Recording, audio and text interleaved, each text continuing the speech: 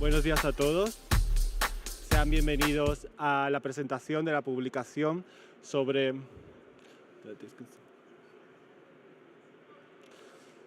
a la presentación de la publicación para la guía del desarrollo de astroturismo.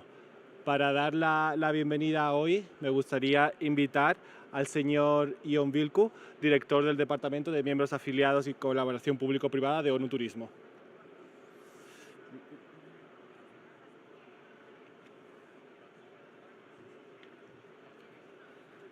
Hola, muy buenos días a todos, bienvenidos. Es para mí un gran placer darles hoy la bienvenida al lanzamiento oficial que organizamos para esta nueva publicación nuestra, que es A Guide for the Development of Astrotourism, que hemos elaborado en trabajo conjunto con nuestro destacado miembro afiliado, Fundación Starlight, y con magnífica contribución de otros miembros afiliados a los cuales me voy a referir en un rato más. Y también es importante que lo hacemos, y no es por casualidad que lo hacemos en este marco privilegiado que es la Feria Fitur 2026, que es un punto de encuentro del sector y una plataforma de referencia a nivel global para la innovación, la sostenibilidad y la cooperación público-privada. Y como probablemente muchos de ustedes saben, para nosotros, para la ONU Turismo, Fitur es mucho más que una feria, es un marco que siempre tratamos de aprovecharlo al máximo para visibilizar lo que estamos haciendo y con un enfoque especial en lo que estamos haciendo de la mano de nuestra membresía afiliada, que como todos saben, incluye entidades privadas, administraciones locales, fundaciones, universidades, en fin, todos los stakeholders que mueven el turismo a nivel global. También, como probablemente que algunos de ustedes recordarán, en este mismo marco, el año pasado, hicimos el acto de lanzar el informe dedicado a la aplicación de la inteligencia artificial en turismo, que fue muy bien recibido para el sector y que también fue un trabajo de ONU Turismo que hemos desarrollado en colaboración con 10-12 entidades afiliadas bajo la coordinación de una universidad también afiliada. Y fue una publicación, como les decía, que ofreció al sector orientaciones prácticas para responsables públicos, para empresas tecnológicas y para el sector académico, y fue un claro ejemplo de cómo la colaboración nuestra con nuestra red de entidades socios y afiliadas pues nos permite transformar el conocimiento en herramientas útiles para los destinos. Pues bien, estamos hoy aquí para mostrarles que estamos profundizando esta línea de colaboración estratégica a la cual le damos mucha prioridad en nuestra organización, y lo hacemos a través de este nuevo caso, que es la publicación que hoy les presentamos, como les decía, A Guide for the Development of Astrotourism, que responde a una tendencia ya identificada por relevantes actores del sector turístico y a una demanda creciente por experiencias auténticas, sostenibles y vinculadas a la naturaleza, a la ciencia y la cultura.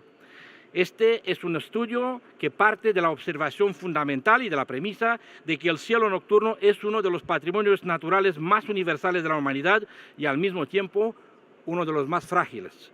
Los datos del mercado confirman que estamos ante un segmento de mucho potencial y en plena expansión. Según el informe Trendcast 2025 de nuestro afiliado TripAdvisor, las reservas vinculadas a destinos de cielo oscuro y experiencias de observación astronómica han crecido un 320% desde el año 2022, más que triplicarse. Por su parte, otra entidad afiliada nuestra, Booking.com, en su Travel Predictions 2025, identifica el astroturismo como una de las principales tendencias emergentes, con un 58% de los viajeros interesados en viajes centrados en fenómenos celestes. Entre las experiencias más demandadas en este segmento se encuentran los talleres de astrofotografía, las excursiones de observaciones de constelaciones y los viajes para presenciar fenómenos como las eclipses. En este contexto, la guía que hoy compartimos con ustedes tiene un objetivo muy claro: ofrecer, como ya lo había dicho, orientaciones prácticas para el diseño, desarrollo y gestión de productos de astroturismo en destinos de todo el mundo. Y Sin más, yo quiero agradecer a los que lo hicieron posible. En primer término, muy especialmente a la Fundación Starlight, a su directora, Antonia Varela, por su liderazgo, por sus incesantes esfuerzos, por su rigor científico, por su compromiso con la protección de este recurso tan importante, el cielo nocturno, como patrimonio natural y cultural. Le tengo que confesar que esta guía es mucho parte del resultado de este esfuerzo con el cual nos tiene acostumbrado y que esperamos poder a continuación aprovechar para desarrollar aún más este ámbito. También mi sincero agradecimiento también a Turismo de Tenerife, hoy magníficamente representado hoy por su directora general, por su CEO, la señora Dimple Melawi.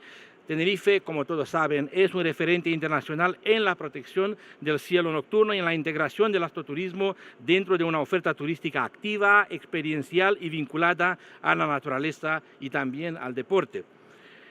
Pero además de su conocimiento y experiencia, quiero destacar de manera muy especial su compromiso con este proyecto en particular.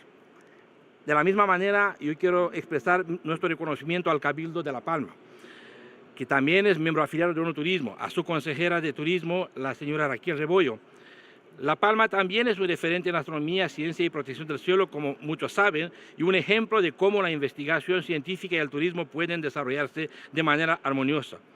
Tengo que agradecer también la participación de la Secretaría de Turismo de Yucatán, también destacado miembro afiliado nuestro, de su subsecretario de Desarrollo Turístico Sostenible. Yucatán aporta a esta publicación una visión profundamente vinculada a la identidad cultural y a la cosmovisión maya, donde el cielo ha sido históricamente una referencia esencial. Mi agradecimiento también a Polonia Rodríguez, presidenta de la Asociación Dark Sky y coordinadora de Cumeada, destino reconocido como entre los Best Tourist Villages la edición 2021 y verdadero referente nacional en el desarrollo de astroturismo y en la protección del cielo nocturno en el marco del destino Dark Sky Alqueva. Asimismo, destaco la valiosa participación de otros destinos reconocidos por ONU Turismo como Best Tourist Villages, como Anogeia de Grecia, Rupit de España, San Cosme y Damián de Paraguay, cuyas experiencias y contribuciones han enriquecido este trabajo, y también a la Secretaría, a otras instituciones como la Secretaría de Turismo, Ambiente y Deportes de la República Argentina, también a otro afiliado importantísimo de Oriente Medio, a Petra Development and Tourism Region Authority, a Prom Perú. Todas estas en calidad, como les decía, de miembros afiliados cuyas aportaciones han sido de enorme valor. Y habiendo dicho esto, habiendo resaltado estas contribuciones que desde ONU Turismo nos parece que merece que sean dadas debidamente a conocer, yo termino señalando que considero esto otro ejemplo de cómo nuestra red de miembros afiliados es realmente una plataforma para que nos permite incorporar en el debate global sobre cómo modernizar el turismo, hacerlo más sostenible, las opiniones de las administraciones locales, del sector privado y de todos los actores relevantes. Así que no me queda más que asegurarles que este compromiso institucional sigue firme, que seguiremos trabajando con ustedes y profundizando esto y abrir espacio para que los autores de trabajo nos compartan sus opiniones y desearles a todos ustedes que esta jornada aquí en el marco de Fitur resulte fructífera y provechosa para todos nosotros. Muchas gracias y felicitaciones.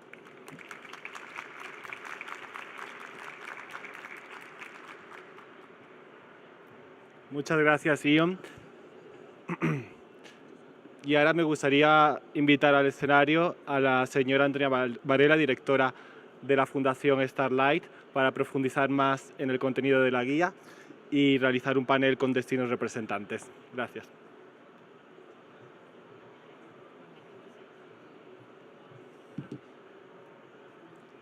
Muy buenos días a todas y a todos. Señor embajador Ion Bilkun, autoridades, amigos y amigas aquí presentes, quisiera comenzar agradeciendo profundamente al director de miembros afiliados, al señor Ion Bilkun, la confianza y el apoyo depositados en la Fundación Starlight a lo largo de todos estos años de membresía. Coincido absolutamente que durante todo este trayecto ha sido extraordinario el acompañamiento, el apoyo desde el inicio y sin duda las oportunidades que nos ofrece la membresía para seguir progresando, seguir descubriendo nuevos nichos y seguir profundizando en cuáles deben ser las tendencias y las nuevas estrategias de un nuevo modelo de turismo sostenible, responsable e innovador. Quiero también agradecer en particular a todo el equipo también de miembros afiliados, que luego mencionaré y recordaré, y sobre todo al equipo directo que ha trabajado en esta guía. Quiero en particular también agradecer a Juan Carlos Baena por todo el acompañamiento, por su optimismo también y su implicación durante todo el proceso de elaboración. Muchas gracias también, Juan Carlos. Y sin más, voy a empezar a presentar los conceptos elementales que han motivado la creación de esta guía de astroturismo. Cada vez y más que nunca vemos Fitur colmado de estrellas, de soles, eclipses, planetas. Esto tiene un sentido y tiene también un origen que quisiera en este momento presentar. Ajá.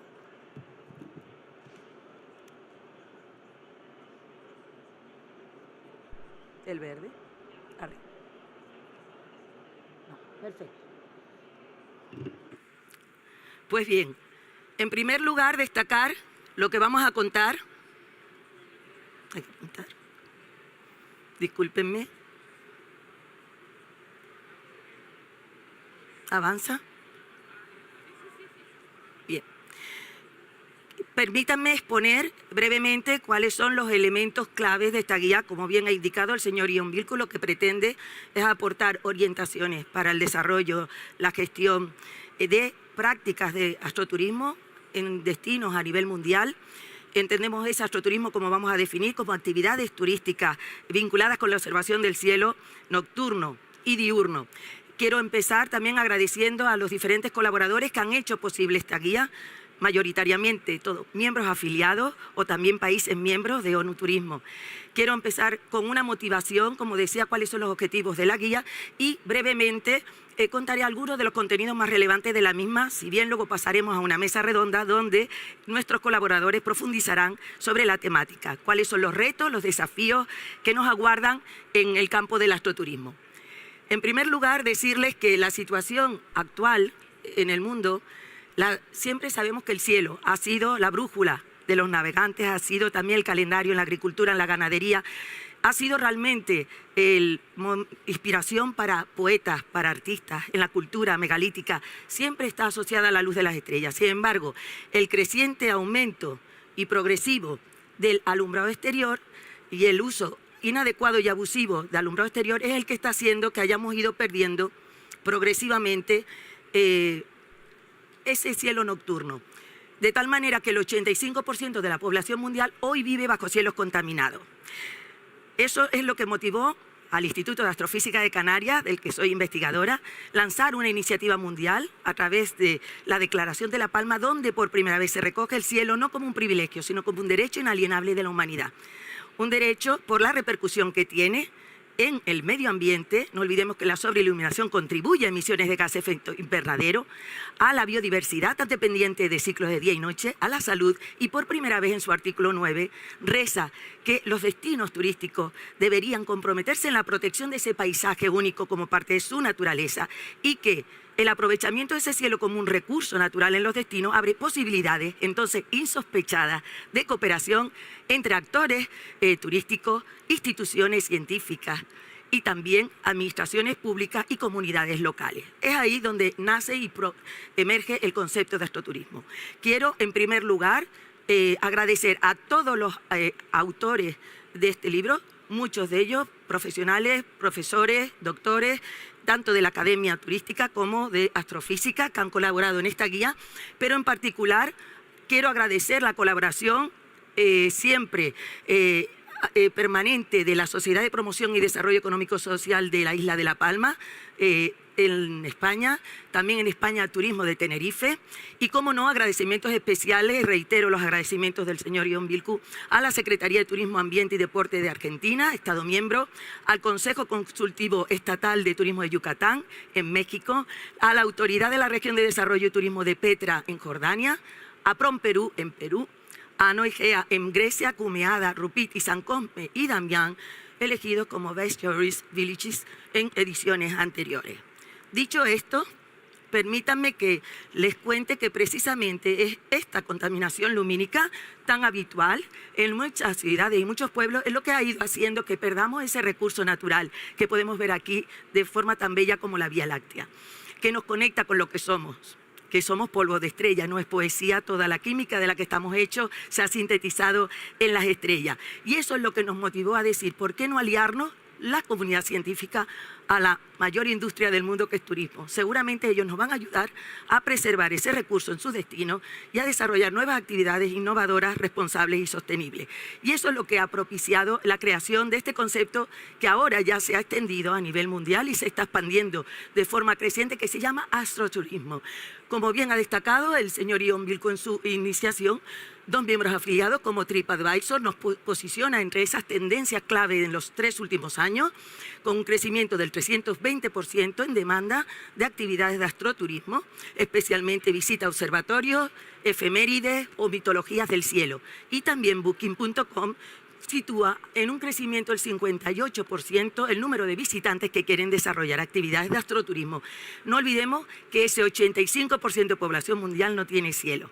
Por tanto, tenemos un recurso, como decía, frágil, pero que si lo conservamos son extraordinarias oportunidades para el desarrollo de un nuevo modelo de astroturismo. Los contenidos de la guía, en primer lugar, es el astroturismo como diseño conceptual. Hablaremos específicamente de algunos de los recursos astronómicos más importantes para el turismo, la importancia de infraestructura para el desarrollo del mismo. Muchas veces no son nuevas instalaciones o nuevos observatorios astronómicos, muchas veces son instalaciones antiguas que recuperamos desde iglesias, faros, casas de campo, que podemos rehabilitar para el desarrollo de actividades. Evidentemente juegan un papel importante los planetarios y los observatorios astronómicos. Motivaciones del viaje, esto es muy importante, cuál es el target, cuáles son las motivaciones. En general, el perfil del astroturista es un perfil de nivel económico-cultural medio alto, con alta sensibilidad medioambiental, que disfruta la experiencia, que viene buscando ese destino y lo prepara el viaje y además es reincidente.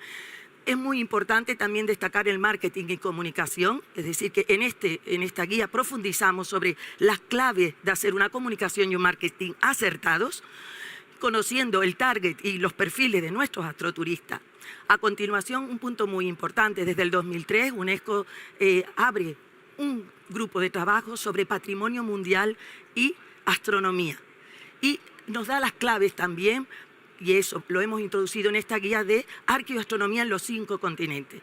No olvidemos que toda la cultura megalítica, pinturas rupestres, dólmenes, están muy asociados a solsticios, equinoccios y a estrellas muy brillantes. Pero también hay otros muchos productos que algunos mencionaremos que podemos utilizar para astroturismo. Veremos cómo no solo hablamos de observar el cielo, que hace diferente el cielo de México al cielo de Canarias, por ejemplo, al de Portugal, es que hay recursos naturales, culturales, etnográficos que los hacen singulares y creamos experiencias adaptadas al territorio. Evidentemente, no podemos olvidar el tema de accesibilidad e inclusividad.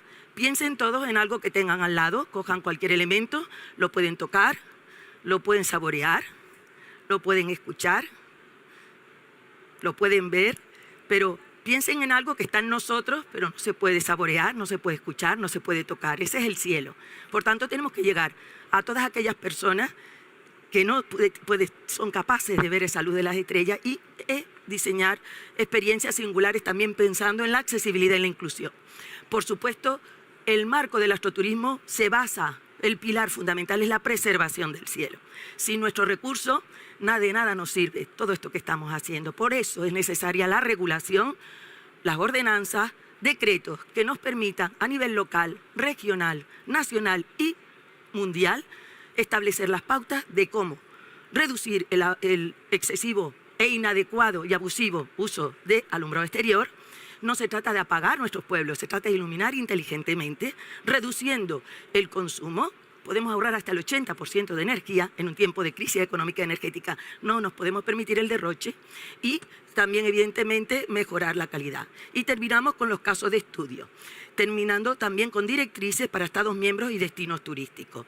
Es muy interesante en la guía el glosario que hemos establecido de todos los conceptos, términos vinculados y relacionados con el astroturismo, así como una rigurosa lista de referencias bibliográficas. Como decíamos, en concepto amplio, el astroturismo es un tipo de actividad turística que combina la observación del cielo diurno y nocturno, no olvidemos que el Sol es una estrella, con otras actividades de divulgación educativa, investigación científica y de ocio relacionadas con la astronomía. Ventajas directas del astroturismo: aumenta la pernoctación, desestacionaliza la oferta turística, descentraliza la oferta y también combate la despoblación creando emprendimiento de calidad. Especificar que, aunque es otro nicho, en esta guía no se contemplan vuelos suborbitales ni otro tipo de actividades que estén relacionadas con el espacio. Siempre es astroturismo terrestre el que hemos trabajado. Permítanme que mencione algunos de los apartados que hemos desarrollado. Como he dicho, UNESCO lanzó en 2003 la iniciativa temática Astronomía y Patrimonio Mundial, y por eso en esta guía hemos considerado óptimo incluir algunos de esos casos clave, como son Rapa Nui en Isla de Pascua en Chile, una isla cósmica, un paisaje vinculado al cielo como Karnak en Egipto, la necrópolis de Nabateas, Petra y Egra en Jordania y Arabia Saudí, las llamadas ciudades rosadas asiáticas, por supuesto Yucatán con su arqueoastronomía maya, Caral en Perú con sus paisajes terrestres y celestes andinos, y los dólmenes de Antequera en España como un ejemplo clave de la arqueología megalítica. En cuanto a las experiencias, pensemos que dentro del astroturismo hay numerosos fenómenos y efemérides celestes, como son los eclipses, tan ahora de moda en Fitur porque tenemos ese trío de eclipses en España, 2026, 27 y 28, pero también la creación de experiencias combinadas como la geastronómica, además de otras basadas en naturaleza, turismo, paleontología, etcétera. Accesibilidad e inclusión, no olvidemos que el 16% de la población mundial vive alguna discapacidad, por tanto es importante como clave para ONU-Turismo la accesibilidad como turismo responsable, y también destacar el tema de la sostenibilidad. El astroturismo, combinado con toda esta normativa, reduce la contaminación, la descarbonización, mejora la salud y también favorece los medio ambiente y biodiversidad. Y concluyo diciendo que en esta guía hemos recogido algunos casos de estudio alrededor del mundo, claves y líneas estratégicas, infraestructuras que han jugado un papel importante en el desarrollo rural y en la conservación ambiental y astronómica. Entre ellos, como hemos mencionado, La Palma, Tenerife, Chile, India y Nueva Zelanda, y hemos introducido estos 4 casos de Best Tourist Villages. Terminando con recomendaciones para todos los países miembros, aprovechando la difusión y divulgación que esta guía supone en la librería electrónica de ONU Turismo. El astroturismo es muy transversal, por tanto engloba aspectos relacionados con la innovación, alumbrado inteligente, regulación de la contaminación lumínica, reutilización de infraestructura, la formación especializada, la educación, la divulgación, las alianzas fundamentales público-privadas para que esto progrese y evidentemente la preservación de un recurso frágil, pero tan importante para la humanidad como es el cielo nocturno. Por tanto, aquí termino la exposición, pero para profundizar en esta materia, yo quiero invitar a pasar aquí a la tarima a nuestros invitados. Aquí en primer lugar, por favor, la señora Dimple Meluani, CEO de Turismo de Tenerife, señora Raquel Rebollo, consejera de Turismo, Juventud, Participación Ciudadana y Transformación Digital del Cabildo de La Palma, señor Raúl Paz Noriega, subsecretario de Desarrollo Turístico Sustentable de la Secretaría de Turismo de Yucatán, y la señora Apolonia Rodríguez, presidenta de Aresky y coordinadora de Cumeada Best Tourist Village en 2021. Muchísimas gracias a todas y a todos. Perfecto. Muchísimas gracias por la colaboración, por estar aquí con nosotros. Y yo quisiera empezar con una serie de preguntas generales. Espero que esto sea un diálogo fluido. Intervengan cada vez que lo deseen y lo necesitan. Pero vamos a partir con una pregunta base, que es: el astroturismo hemos visto que está emergiendo como un producto innovador, educativo, sostenible. Les pregunto, ¿por qué creen ustedes que despierta tanto interés entre los destinos y también entre los viajeros? Dimple, si te parece, empieza tú. Buenos días. Bueno, en primer lugar agradecer tanto a la Fundación Starlight como a UNU pues el hacernos partícipes de esta maravillosa guía que hoy presentamos. Pues bueno, yo creo que despierta interés porque bueno, los hábitos de consumo van cambiando, el turista ya busca, la tendencia es un turismo más experiencial, una oferta diferenciada como el otro turismo pues encaja en las demandas actuales porque hay un incremento también por la naturaleza y la ciencia, y también porque se ha revalorizado pues, los entornos rurales. Esto en su conjunto también es que el cliente hace que busque pues, más descanso, una desconexión, y bueno, yo creo que el cielo que tenemos, en este caso en Canarias, en La Palma y en Tenerife, pues nos permite desarrollar esta actividad diferenciada y de bajo impacto ambiental que nos permite pues, reforzar nuestro posicionamiento como un destino turístico más sostenible. Muchísimas gracias, Dimple. Raúl, ¿qué opinas? Doctora, en primer lugar, muchas gracias. Es un honor que nos inviten a participar en este panel, aquí en el marco de Fitur.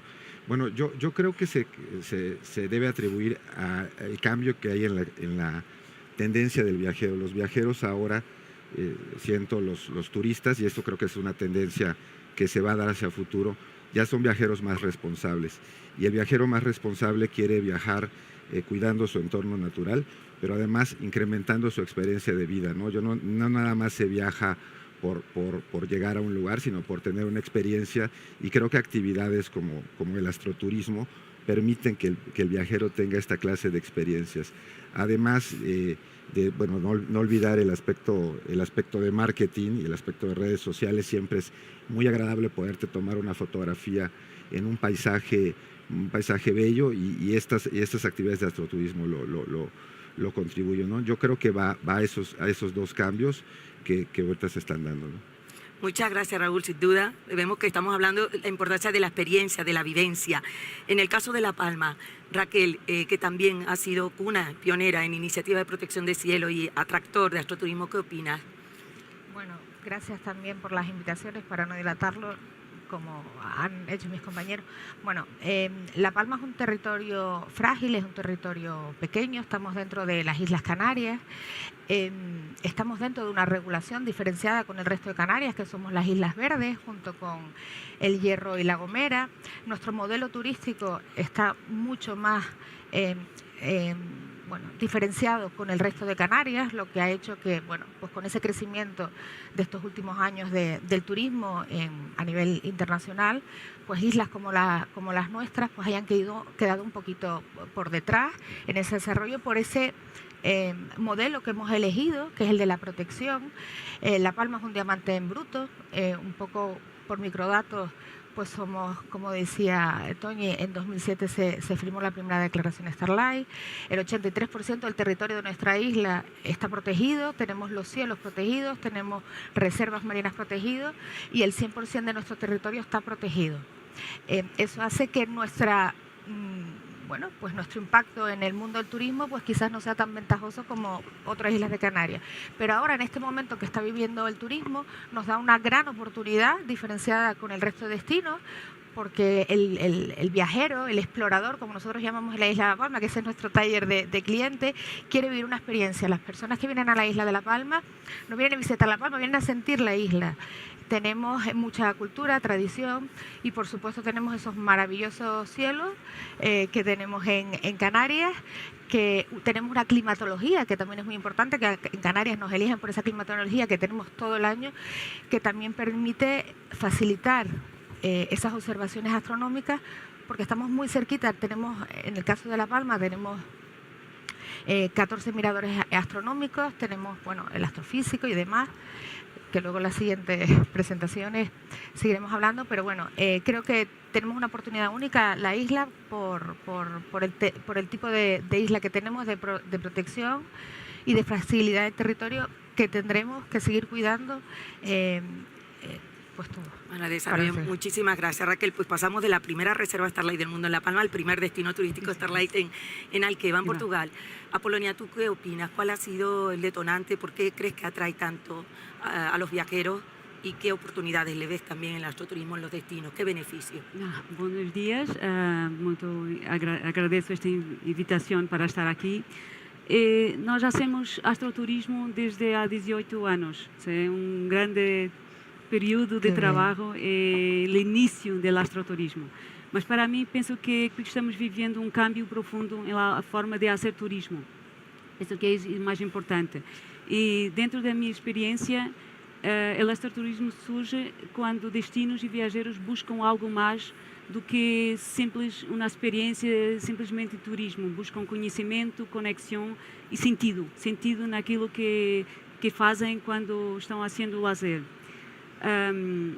Para nós não é apenas uma experiência, é uma oportunidade de desenvolver com mais responsabilidade, com mais consciência, com mais sustentabilidade e como guia nos ensina, que é um processo em Dark Sky. E é uma oportunidade muito clara para destinos como Dark Sky Alqueva, que são mais rurais, mais afastados do centro. Penso que esta combinação de mudança de fazer turismo e viajeros mais responsáveis, mais interessados em algo que acrescente valor, penso que seria assim, valor, penso que é esta diferença entre quando comecei em 2007 e agora com 2025 e 2026 que estamos haciendo turismo y con este guía que está siendo apresentado. Muchísimas gracias, Apolonia. Les voy a hacer algunas preguntas individuales, Dimple, precisamente en esa idea. Tenerife ha sabido, como ninguna, combinar astroturismo con otras experiencias que también son deportivas, de naturaleza. ¿Cómo crees que encaja el cielo en esta oferta turística activa, experiencial? Bueno, pues encaja perfectamente y es lo que hemos venido desarrollando. Bueno, decir que tenemos el observatorio, tenemos el Parque Nacional del Teide, que fue declarado destino turístico Starlight en 2013, al igual que las cumbres. Yo creo que es muy importante integrar, y lo que ha hecho Tenerife es no ver el cielo como algo aislado, sino integrarlo en el paisaje que tenemos.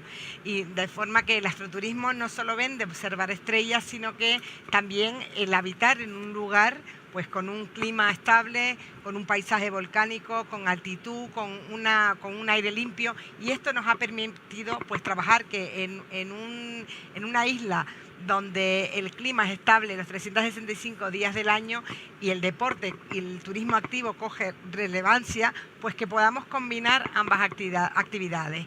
Y por eso hemos reforzado las experiencias del astroturismo, se combinan actualmente pues mucho con la fotografía, se combina con los senderos, porque tenemos 1.500 kilómetros de senderos homologados, y luego también es importante destacar que el producto de astroturismo no lo vemos como algo puntual, sino que es algo que se desarrolla y que permite también que otras actividades se puedan sumar. Tenemos alojamientos que se han adaptado a esta práctica del astroturismo, tenemos también los miradores, 6 miradores donde tenemos pues las mesas interpretativas con autoguías, donde se habla de volcanes, se habla de paisaje, se habla de cómo observar las estrellas, y es un complemento perfecto para las actividades diurnas. Es importante señalar que la gastronomía también tiene un peso importante a la hora de combinar una experiencia con el astroturismo, y por supuesto, y sin olvidarnos de la divulgación científica, contando pues con guías Starlight, guías que además están autorizados con el observatorio y el gran teleférico que tenemos.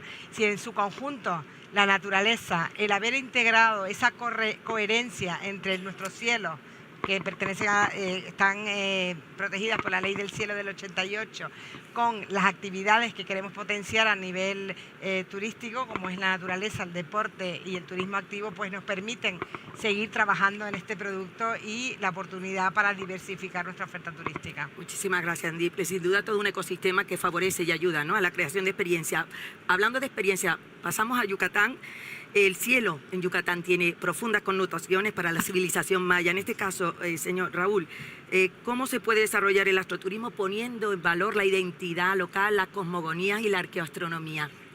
Claro, bueno, quisiera platicar puntualmente que en el caso de Yucatán, el astroturismo es una actividad relativamente reciente como producto turístico. Creo que estar aquí con 2 casos de éxito como Tenerife y La Palma nos va a permitir aprender mucho más. Sin embargo, hay un legado cultural muy fuerte por el cual se está llegando a esto. La cosmogonía maya o los mayas, y recordar que Yucatán todavía el 50% de su población es maya hablante, es una cultura muy relacionada con las estrellas y con el cielo. Los mayas fueron altamente reconocidos por ser astrónomos reconocidos. El observatorio maya, la pirámide de Chichén Itzá es en sí misma un calendario. Los calendarios mayas eran calendarios sagrados, calendarios que marcaban ciclos de agricultura, ciclos de gobierno y ciclos de la vida normal de los pueblos. Entonces, toda esta herencia que, digamos, se tiene a través de las zonas arqueológicas, que son las más visitadas del país, de las más visitadas, permiten que combinado con el poder que tiene el cielo, dio lugar a que se empezara a desarrollar esta actividad de astroturismo de manera reciente. Pero recordar que estamos en medio, en el caso de Yucatán, de una zona turística de un alto grado de desarrollo en México, como es la zona del Caribe, con grandes hoteles. Entonces, marcar un modelo de desarrollo diferente para otra parte de la península, un modelo mucho más sustentable, en donde lo primero que pues, nos tenemos que dedicar a proteger es las áreas sin luminosidad para que se pueda seguir disfrutando. Yo creo que va a ser el reto y va a ser lo que se va a hacer en los siguientes años.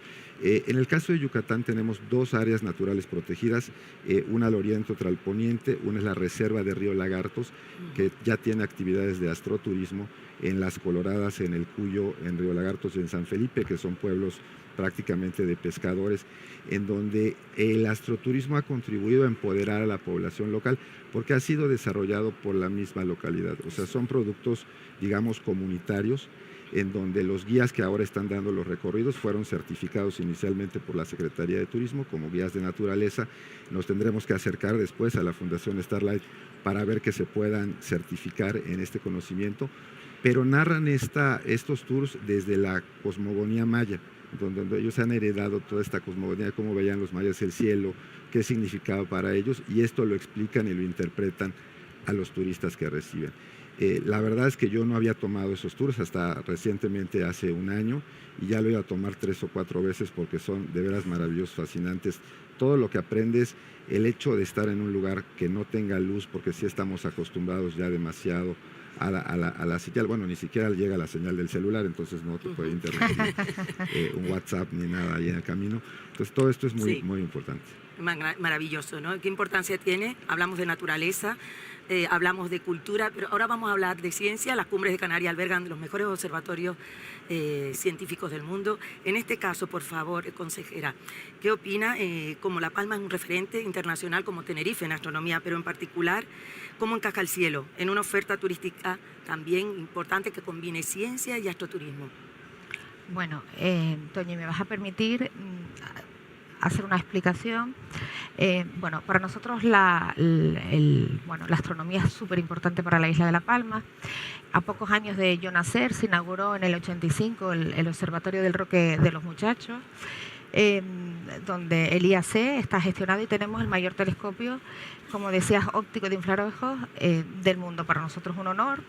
Todo ese proceso a lo largo de nuestra vida, de los residentes, hemos trabajado con esa formación, esa educación del residente para poder converger y poder trabajar de la mano, que hay una actividad científica durante la noche principalmente, más que el día, pero sobre todo por la noche, y poder vivir los residentes en la isla de La Palma. Luego, pasados los años, entró el astroturismo. Nosotros llevamos ya casi 20 años, es por eso que bueno, sabemos que somos un referente en la isla de La Palma y siempre agradecemos que nos pongan dentro de, bueno, que seamos un referente para muchos destinos astroturísticos. En el 2010 en la isla de La Palma se formó la primera mesa técnica de astroturismo. Tiro de chuleta porque son muchas cosas que hemos hecho a lo largo de los años. También tenemos una marca de productos Star Island propia de La Palma, somos el único destino. La tematización gastronómica, el primer menú G gastronómico también se hizo en la isla de La Palma. También combinamos con el deporte, como carreras con la Full Montré o el Reventon Trail en la isla. El pasado año tuvimos Starmus en la isla de La Palma, que fue un evento muy importante para nosotros, que también nos posicionó. Astrofest cada 2 años, este año tenemos Astrofest en La Palma, también celebramos un festival muy importante de divulgación, muy importante para los residentes, para los niños. Nosotros desde la edad infantil tratamos de concienciar que ese centro que tenemos en el Roque de los Muchachos, que los que vivimos en la isla de La Palma, por proteger la ley del cielo y seguir la normativa, pues tiene también, unas carencias a nivel lumínico y demás, que lo hacemos con mucho gusto para esa preservación. Estamos muy concienciados los palmeros de que necesitamos cumplir esa normativa. Luego no puedo dejar de mencionar a una compañera que ya está jubilada, que es Ana Castañeda, que ha sido la pionera en la que ha ayudado a impulsar desde el sector turístico, desde el sector privado, desde el Cabildo,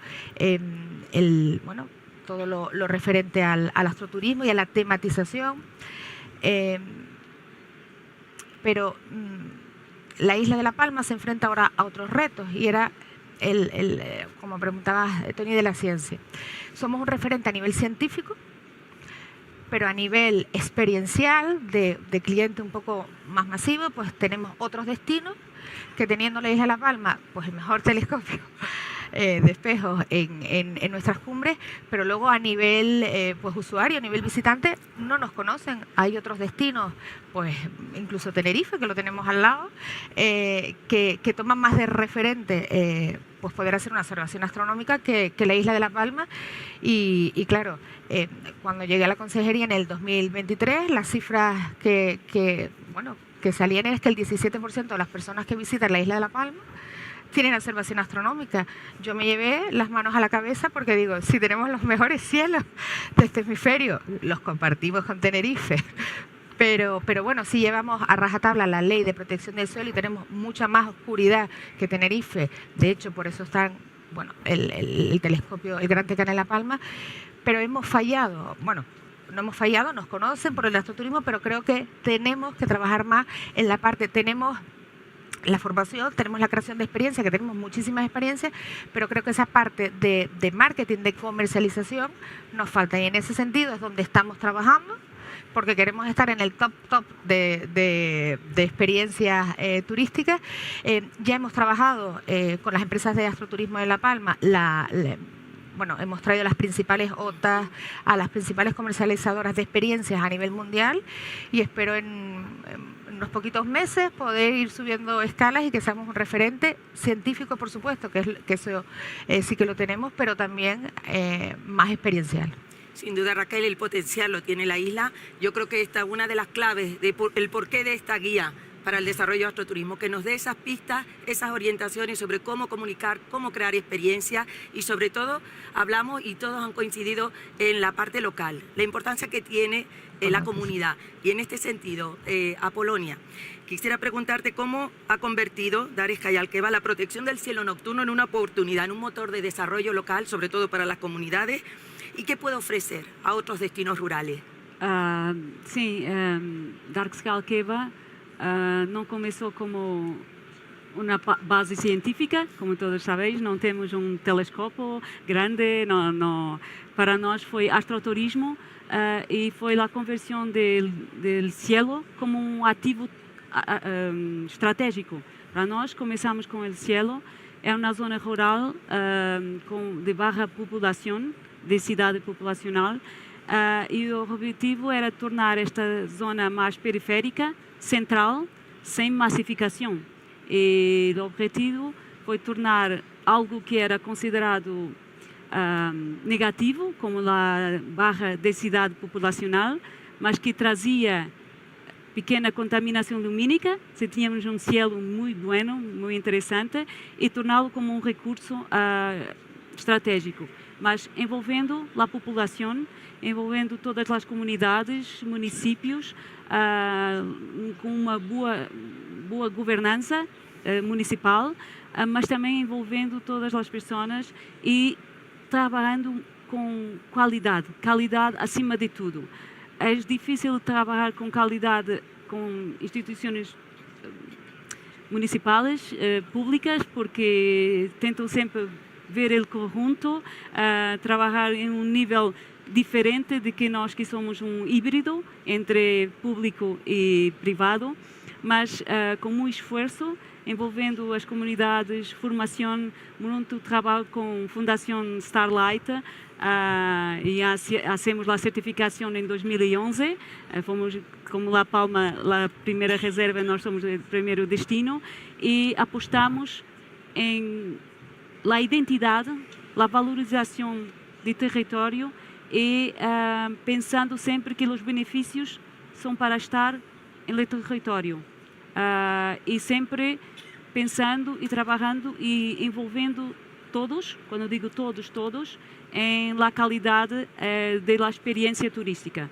Eu sou de turismo, não sou de ciência e por isso para mim importa a combinação entre ciência, entre benefício econômico, mas também qualidade acima de tudo. Penso que me perdona por mi portuñol, mas No, perfecto. soy portuguesa, por eso. Se ha entendido perfectamente, Apolonia. Lo importante en el astroturismo, este nuevo nicho, el apostar por la calidad y la excelencia de, de las acima experiencias, de todo, ¿no? la excelencia. Y ya, bueno, vamos concluyendo porque el tiempo sabemos que es muy estricto. Esperemos poder compartir algo similar en los distintos territorios. Y por último, yo voy a hacer una última pregunta y ruego también brevedad. Hay representantes de muchos destinos de todo el mundo. Estamos con muchos miembros afiliados. Yo les quisiera preguntar desde su experiencia profesional, personal, ¿qué creen ustedes que puede aportar el astroturismo en valor a la oferta turística? Para poner sobre todo en valor aquellos pequeños territorios, a veces más desconocidos. Muchos están aquí pensando, ¿podré apostar por ello? ¿Qué puede significar? ¿Qué me puede aportar de más a mí en el territorio? Dimple. Bueno, yo creo que lo que aporta el valor es estratégico para el destino en la medida que tenemos un recurso, se transforma un recurso natural que es intangible en una experiencia turística sostenible, diferenciada y competitiva. Por tanto, que además nos ayuda porque todo el año podemos tener la demanda porque es el cielo, con lo cual yo creo que nos ayuda a desestacionalizar la demanda, nos ayuda a generar una experiencia que además tiene un impacto ambiental muy bajo, con lo cual te permite seguir trabajando para tener un destino turístico más sostenible y te ayuda también a generar economías locales y que realmente esa experiencia de calidad que hablaban los compañeros, pues te ayuden también a que más empresas, nosotros por ejemplo en Tenerife tenemos lo que es la Carta de la Sostenibilidad para las Actividades de la Naturaleza. Entonces es un compromiso voluntario de las empresas para desarrollar las actividades turísticas con un compromiso de cuidar el entorno. En este caso están los guías especializados y los guías que se dedican al astroturismo dentro de esa carta, con lo cual te permiten crear esa experiencia de excelencia y a la vez que disfrutas de una actividad turística, también que lo hagan con los máximos estándares de calidad y de sostenibilidad. Fundamental, Dimple. Muchísimas gracias, Raúl. Yo creo que en el caso de Yucatán, muy particularmente, las actividades de astroturismo nos permiten diversificar un poco la actividad turística, dejar de concentrarla en un turismo masivo, dirigirnos a un turismo que tenga un impacto más positivo sobre la actividad. Quisiera mencionar, por ejemplo, que en el caso de Yucatán, la zona arqueológica de Chichén Itzá es la más visitada del país. Tenemos 2.5 millones de visitantes que van cada año a ver la zona arqueológica.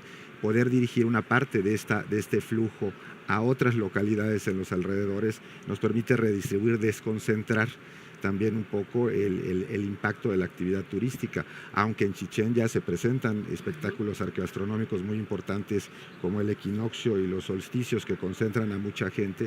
Hay muchos otros lugares que tienen el potencial de dar actividades ecoturísticas y sobre todo relacionados y proporcionados por las mismas comunidades, lo cual permite que la derrama económica del turismo llegue directamente a las localidades, ¿no? Por eso yo hablaba en un principio de empoderar, porque una vez que tienen esto, pueden seguir a lo que sigue. Tenemos muchos retos, como comentaba, pues yo siento en un estado todavía inicial la actividad, tanto certificar, tanto constituir comités y grupos que manejen esta actividad para que en unos años no se convierta en una actividad descontrolada y preservar sobre todo los cielos oscuros, que en el caso de Yucatán es impresionante, una buena parte del estado afortunadamente todavía lo conserva, porque el modelo de desarrollo no ha permitido que impacten hoteles muy grandes, como bueno, en otras partes de México, por el tipo de modelo turístico ya se desarrolló así.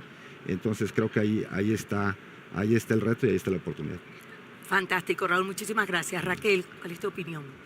Bueno, yo como me he extendido en las anteriores preguntas, simplemente pues aquí estamos, la primera reserva Starlight, el primer destino Starlight, pero bueno, la isla de La Palma es la primera reserva y destino Starlight, es decir, para nosotros y por concluir, solo protegemos lo que amamos, pero solo amamos lo que conocemos y solo conocemos a aquellos que nos enseñan.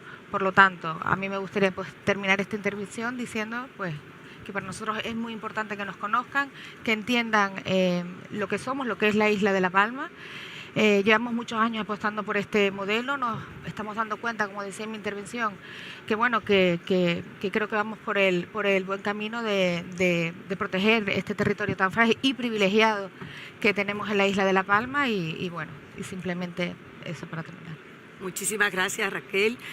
A Polónia. Sim, para ser rápida, gostava de dizer que Dark Sky Cave nasceu como um destino, não como uma atração turística, e por isso penso que é importante que a proteção do cielo se integrou em la planificação, em la eficiência energética e, sobretudo, em el trabalho com a comunidade local.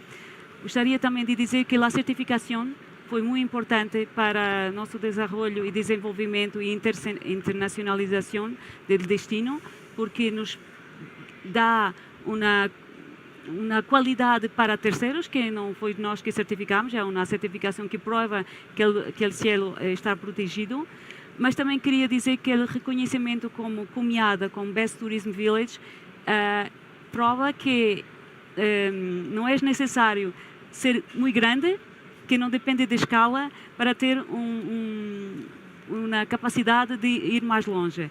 Eu penso que, acima de tudo, é necessário ter uma visão de médio e longo prazo para desenvolver um destino de astroturismo. Não é nada que se pueda fazer para amanhã.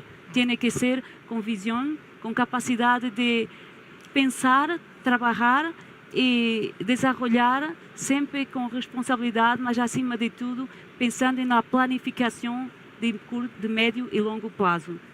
E isso é um problema quando temos destinos que são geridos politicamente a prazos de 4 em 4 anos. E por isso é necessário ter alguém que possa manter essa visão de longo prazo para ser um destino excelente, de qualidade e que traga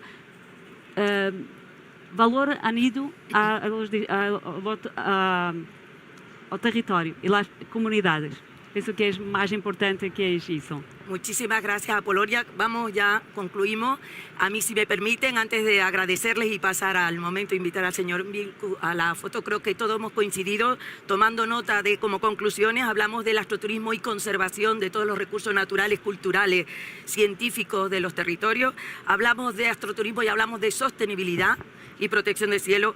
Hablamos de astroturismo y hablamos de descentralizar la oferta y desestacionalizarla, que es muy importante. Cielo está todo el año con distintas constelaciones y distintas historias que contar. Hablamos de astroturismo y multiexperiencia, volcanes, senderos, gastronomía, arqueología, paleontología.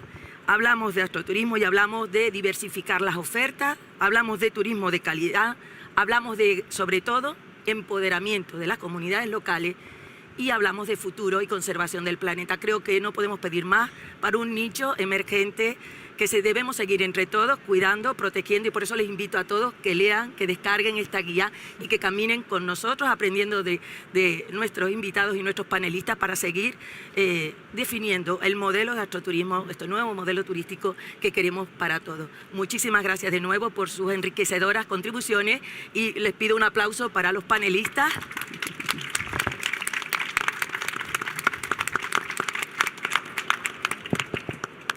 Muchas gracias, Antonia. Muchas gracias a todos los asistentes. Pueden encontrar la publicación en la librería electrónica de ONU Turismo. Ahora simplemente le quería pedir a los panelistas que se quedasen para recibir unos reconocimientos por parte del embajador Ion Bilku de ONU Turismo. Muchísimas gracias. Ponemos de pie. Empezamos con la Fundación Starlight primero.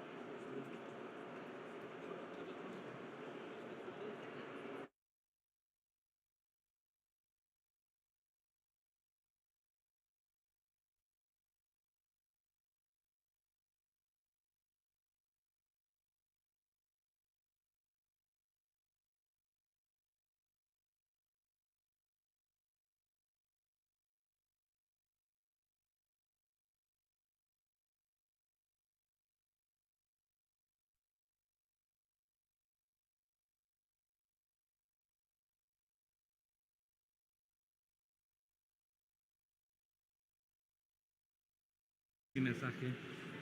Yo le comento al secretario, al gobernador, con mucho gusto, Bueno, con mucho muchísimas gusto, gracias. embajador. Un honor, gracias. Por favor, adelante. Bueno, consejera, un placer por todo. Ha sido muy importante. Muchas gracias. Le voy a dejar mi tarjeta. Si luego me puedes mandar un correo.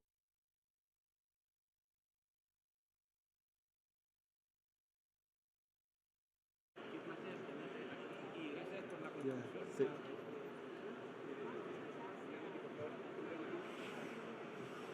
Sí. Y-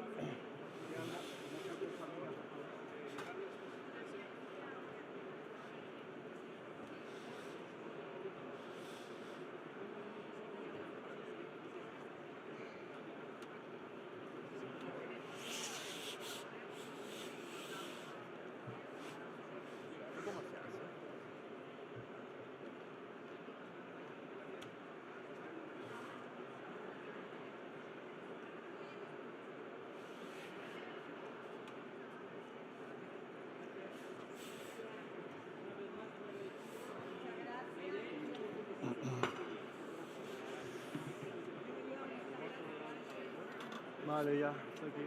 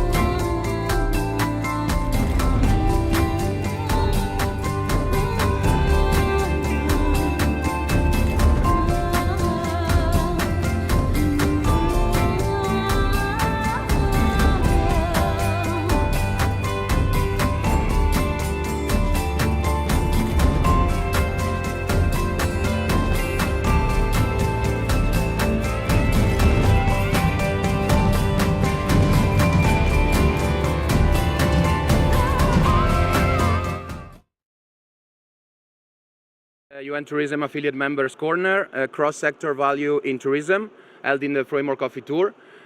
This became already a tradition for us to organize this activity here, so we also would like to thank Fitur, of course, for hosting us. So today's sessions focuses on the growing independence between tourism and the wide range of sectors, economic, social and cultural, that shapes destinations and the visitor experience. So we will hear tangible examples, best practices and insights from our affiliate members. And through the presentations, of course, our affiliate members will demonstrate how cross-sector collaboration creates value, drives innovation, and strengthens destination competitiveness. So before we kick off with the presentation, it is my pleasure to invite to the stage Mr. Jan Vilku, the Director of the Affiliate Members and Public-Private Collaboration Department of UN Tourism. So Mr. Vilku, the floor is yours.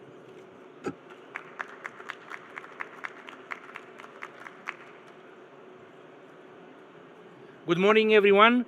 It's dear affiliate members, dear friends, ladies and gentlemen. It's a great pleasure for me to have once again the opportunity to welcome all of you to this already well-established consolidated format that was born within the platform of the UN Tourism Affiliate Member.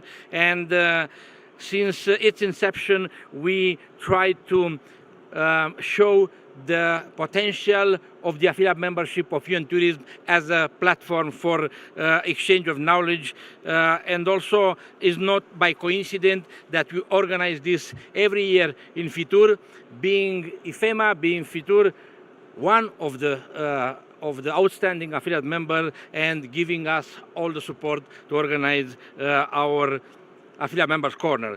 We are meeting today, as you all know, within a very positive and encouraging context of the tourism industry. A few days ago, UN Tourism released the latest barometer showing that the dynamism of the tourism industry in 2025 was very consistent, ending with 1.5 billion tourism international arrival worldwide, which is mean a 4% increase comparing with the previous year, and also having as expression in big numbers 60 million international arrivals more than 2024. And this is also very illustrative for the fact that this means that we are already back to the dynamism specific to the tourism industry before the pandemic, because as you may know, between 2009 and 2019, the tourism industry had 5% annual growth. And few words about the rationales behind the topic that we choose today. We all know that the tourist sector is evolving in a world that it's every day more connected, complex, and dynamic. Tourist competitiveness and sustainability are therefore closely linked to a wider economic, geopolitical, and social set of evolution, and also in relevant changes regarding the behavior of the consumer on how people move, consume, and live. At the same time, the tourist sector both influence and are influenced by these dynamics, shaping and reinforcing the impact at destination level and the direct impact in the life of the local community. So it is precisely this rapidly changing geopolitical, economic, and social environment in which the tourist industry is evolving that has inspired the theme of this year's Affiliate Members Corner, Cross-Sector Value in Tourism. This year, we are delighted to invite our outstanding affiliate members to explore a powerful idea. Tourism thrives when its intrinsic link with other sectors, such as hospitality, culture, creative industry, sport, health and wellness, retail, insurance, real estate, is appropriately considered and managed, given that the collaboration multiplies the positive impact at local level. When these connections are strategically designed and well managed, tourism becomes more than an economic activity. It becomes a platform for shared value creation, supporting product diversification, strengthening resilience, and enhancing visitor experience. Understanding and strengthening these connections is therefore a priority for destination and for tourism stakeholders worldwide. And at UN Tourism, we try to bring our contribution to this debate of a strategic importance. As I always used to underline, we are doing this hand in hand with our affiliate members, hand in hand with the diverse range of entities with a huge expertise and capacity to put on the table, to put in front of us really valuable knowledge and best practices.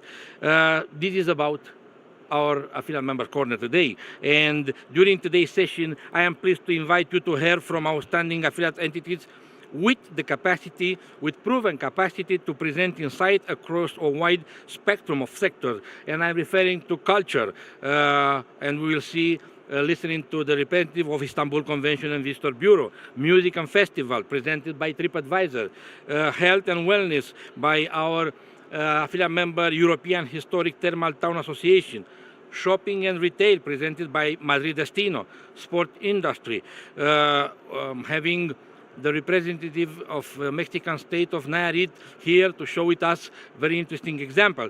Hospitality presented by Zanzibar Association of Tourism Investors, also real estate, having here our affiliate member Marey, insurance and travel services alliance partners. Therefore, to all of them, I would like to express here my sincere gratitude for their interest and for their permanent commitment with the mission of UN Tourism. I have no doubt that their intervention will offer you all practical insight and concrete example on how collaboration across sectors enhance destination competitiveness, support innovation, contributing to make possible that the tourism evolves as a sector that creates value for visitors, communities, business, and society as a whole. I would like to sincerely thank also, as I said, to Fitur, to IFEMA, because we, the UN Tourism, we, the affiliate membership, are always here home, receiving all the support to share with the tourism sector our insight. And having said that, I wish you all a very productive, insightful, and inspiring session. Thank you for your participation.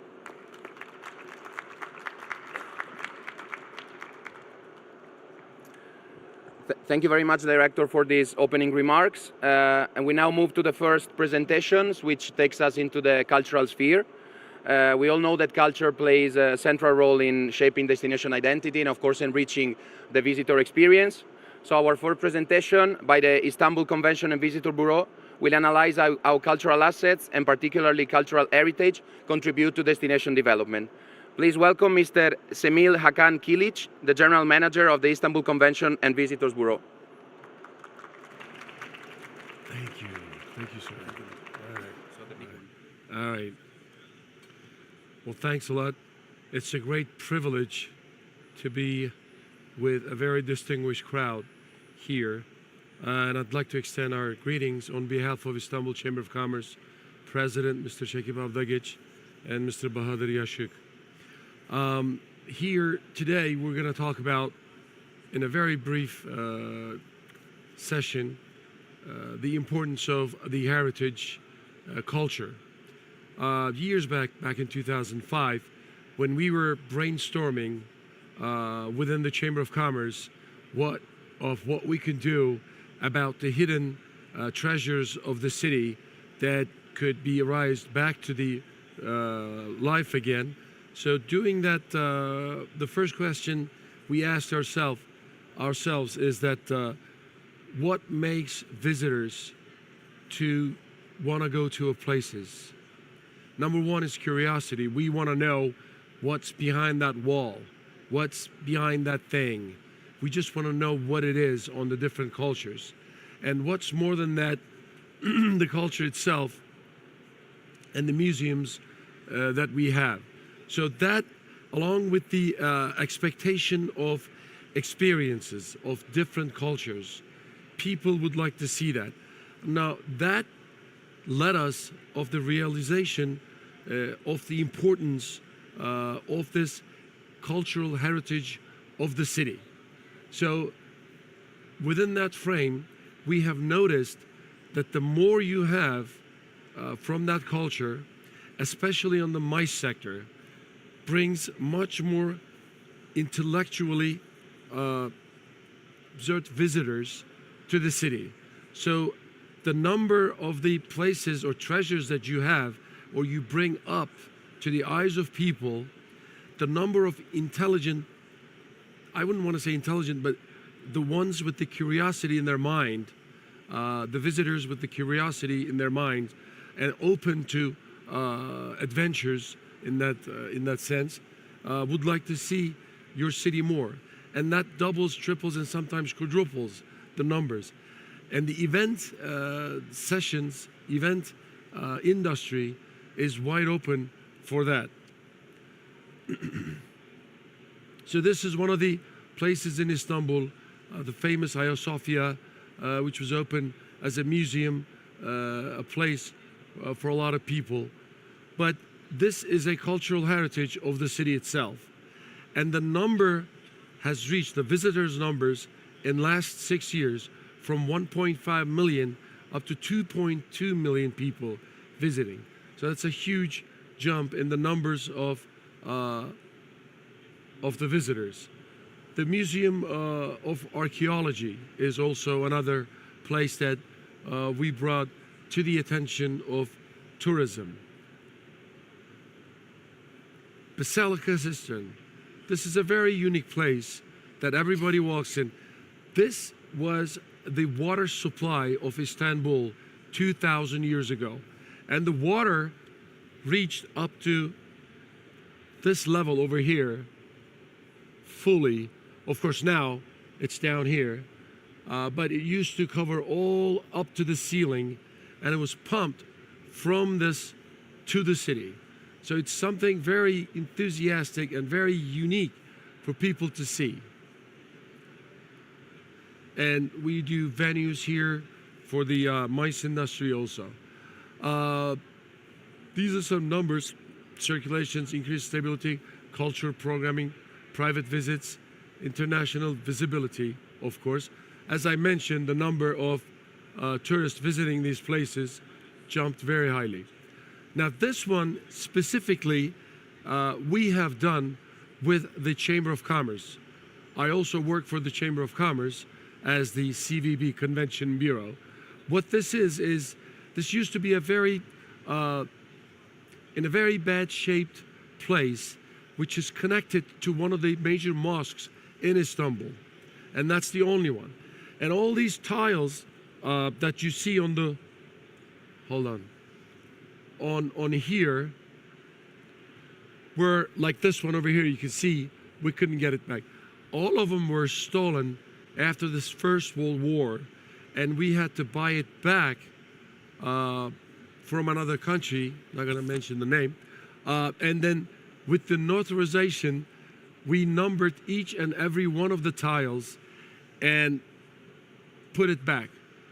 So it's all under the record now. And the ceiling itself, it's also a golden piece. This is where the sultans used to come before the Friday prayers and have that moment with God. After the prayers, do some administrative work. But it is a piece of some art, I would say, along with the windows and all. So we use this place also as a venue of the MICE event. Any speakers like yourselves, they visit, we have them experience some art galleries within this place. And it was hundreds of thousands of dollars or euros spent to get this place back to its shape. And I don't know if you heard of the town called, the pronunciation is Nicaea. It's 2 hours away from Istanbul. It's very important spot for Christianity because they have their first council there. As a matter of fact, the Pope just visited 2 months ago to that place. It happens to be the first meeting of Christianity, 325 AD. So at that meeting, they have decided some things for the Christianity and all. And that city is important for these tiles. It's found over there and then put in the venue and cultures again. And this is the pictures that you have seen is the inside of this ark. outside, as you come down, is the art galleria. So we rent this place for free to amateur artists, and they have their pieces on here. When we bring people over here, they experience those kind of stuff in the place. Among the most prominent structures of classical Ottoman architectures, and the very rare ceramics, as I mentioned, and these inlaid furnitures over here, it's all ivory on a walnut. So it's a very, and the ceiling again, it's all golden plated, and they leave some parts original to see the difference. This picture doesn't show it that much, but this is the original piece. This is the after renovation. So major renovations went along. So in a nutshell, I would like to mention the importance of your heritage culture, taking care of that and putting that into the stage where the visitors like yourselves and us in any city that we go to appreciate to see. Along with that, we also came up a book in detail explaining what's inside and what it means as a publication. So in the end, we saw this as a very good point to attract tourism, especially for the mice industry. With that, I'd like to conclude my speech and thank you for your time and patience. Thank you.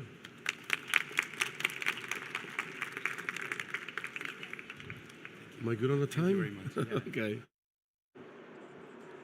Thank you very much, Mr. Kilic, for this very insightful presentation.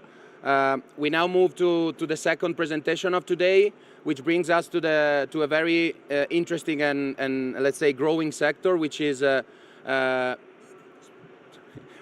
it's music and festivals tourism. And so for that, we have the pleasure to count on Fabrizio Orlando, which is the Global Director of Industry Affairs of our affiliate member, TripAdvisor. So Fabrizio, the floor is yours.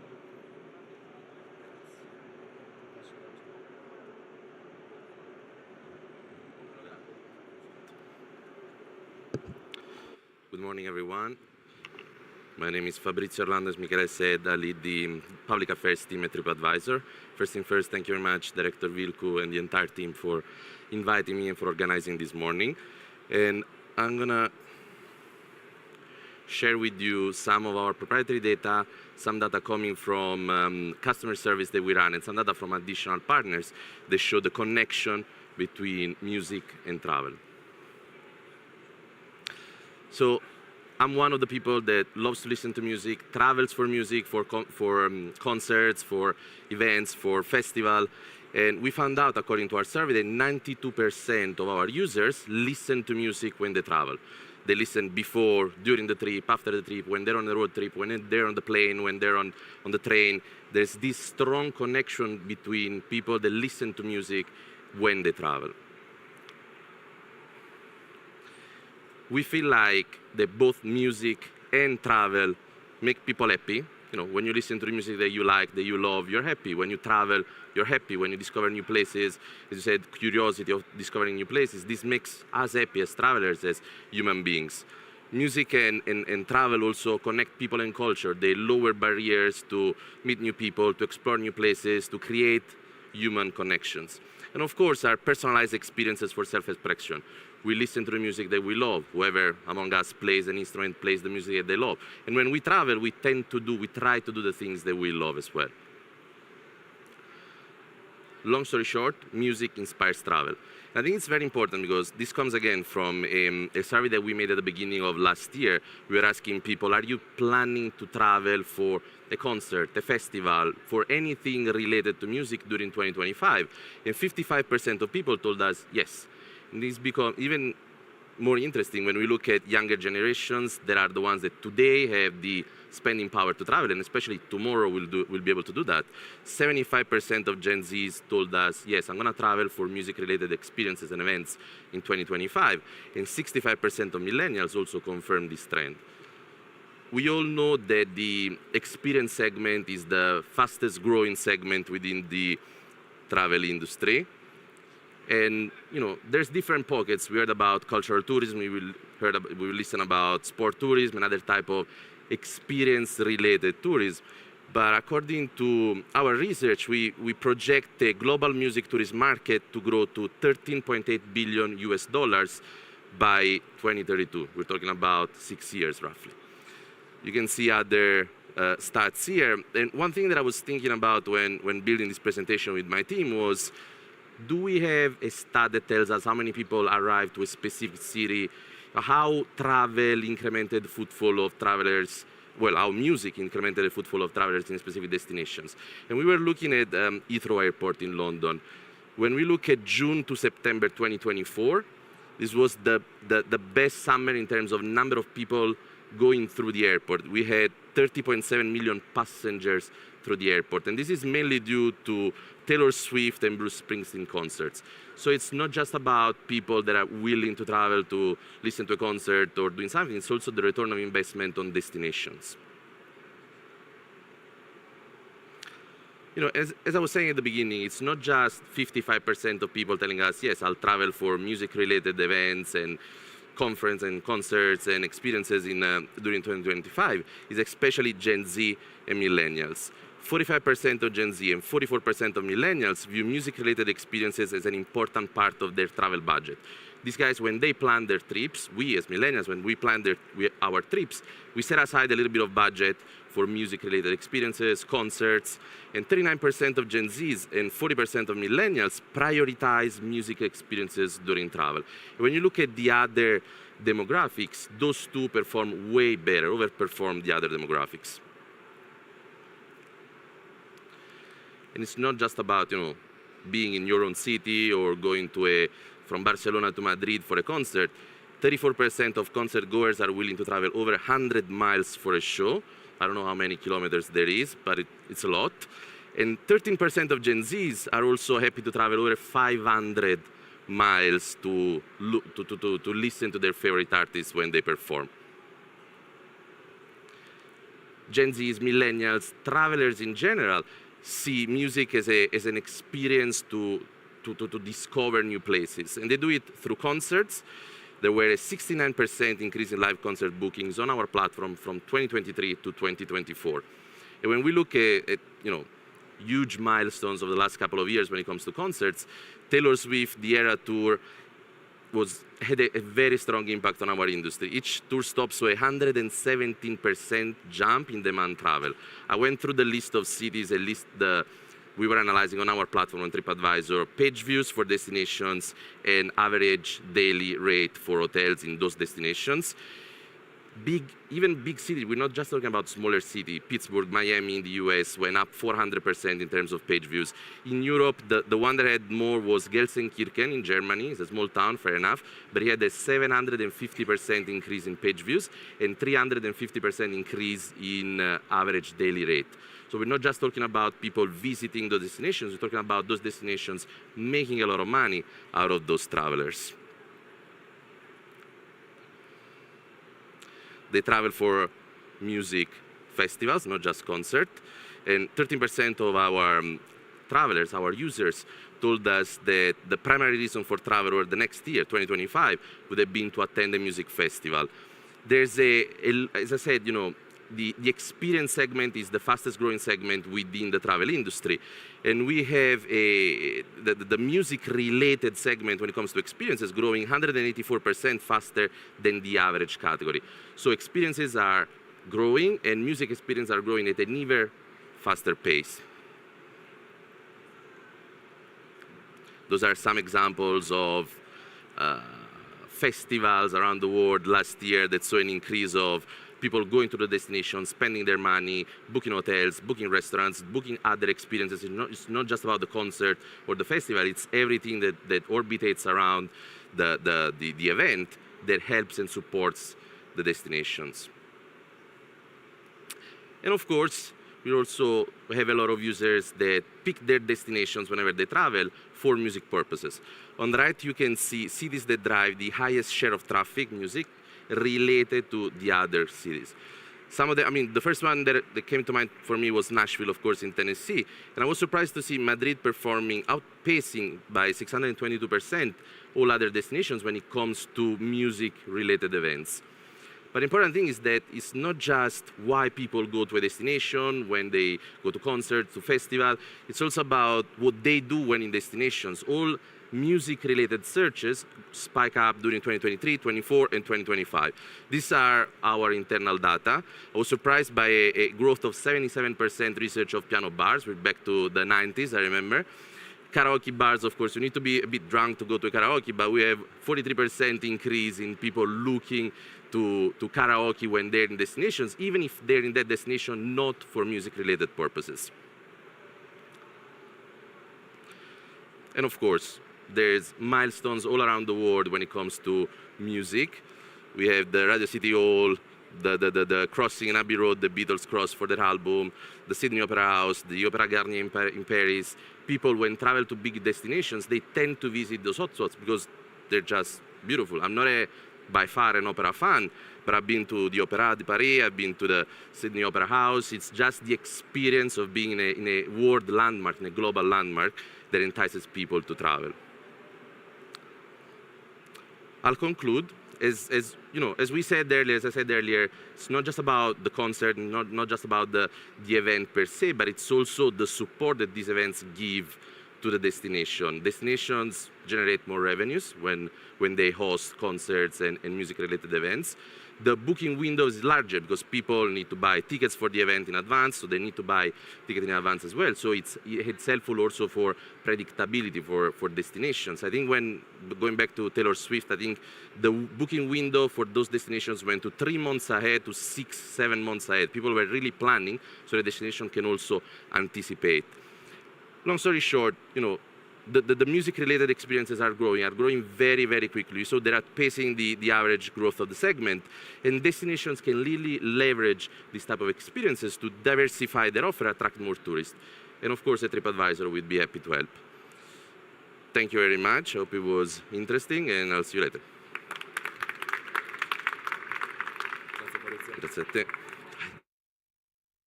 Thank you very much, dear Fabrizio, as always, for all the interesting data that you provide us with from TripAdvisor. Now we move to a next different sector, a different segment, which is health and wellness.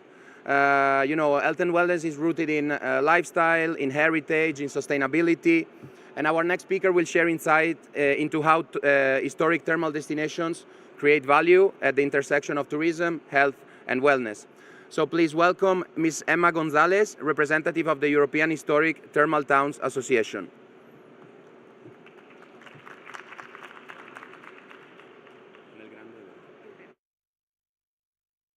So good afternoon. Now, welcome to this short presentation. It's a pleasure to represent ECTA, the European Historical Thermal Towns Association, and Mr. John Bilku, that we have been working since many years in positioning this new product that is a culture that maybe was born in Europe, but was spread all over the world. And sorry. El grande, sí. And in this, at these destinations, we are finding this symbiosis of health and cultural tourism. We became an affiliate member since 2015, and I'm going to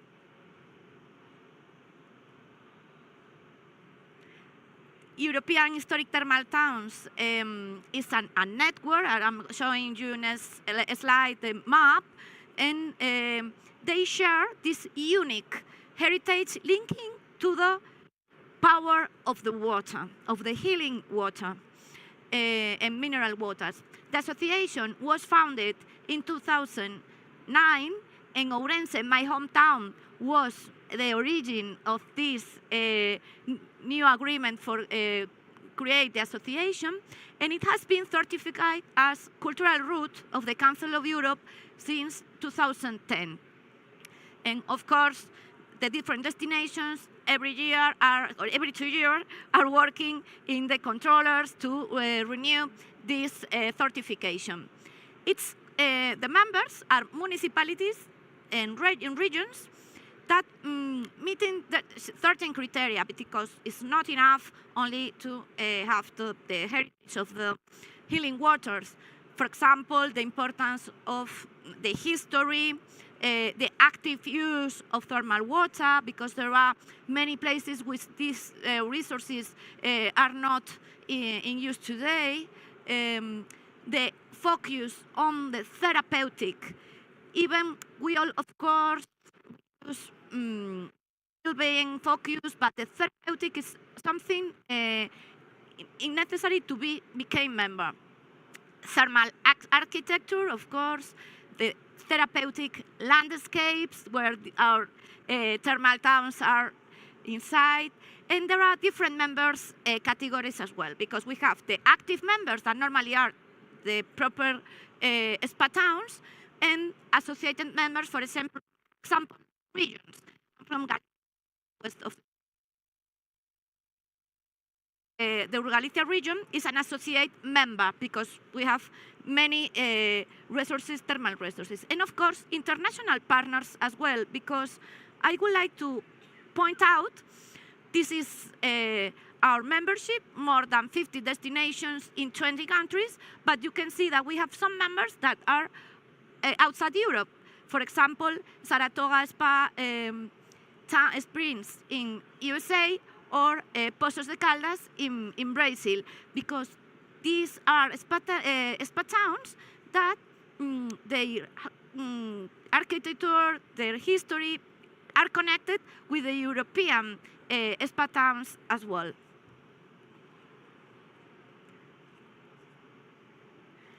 And this is the two items or issues that became together our tourist product in thermal spa towns. Health tourism, destinations of well-being and health since many centuries ago, medical expertise and facilities orientated at this segment.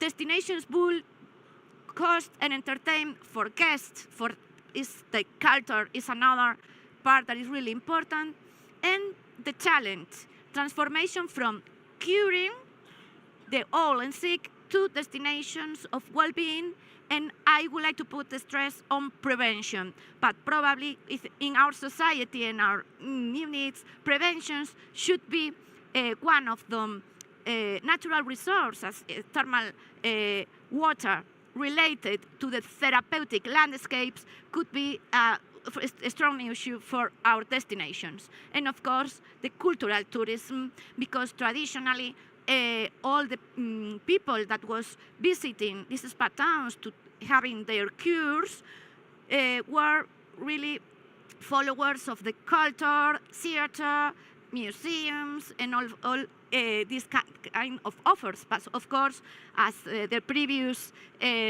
speaker said, the local and authentic traditions, events, arts, gastronomy, and for us, tourism is something in terms of quality more than quantity.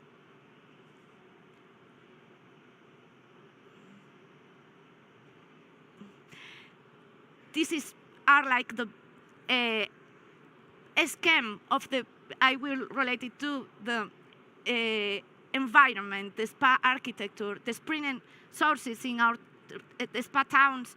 The water is something really important, and outside places like parks and gardens, but of course, the complementary offer with sightseeing tours and all this kind of complementary offer.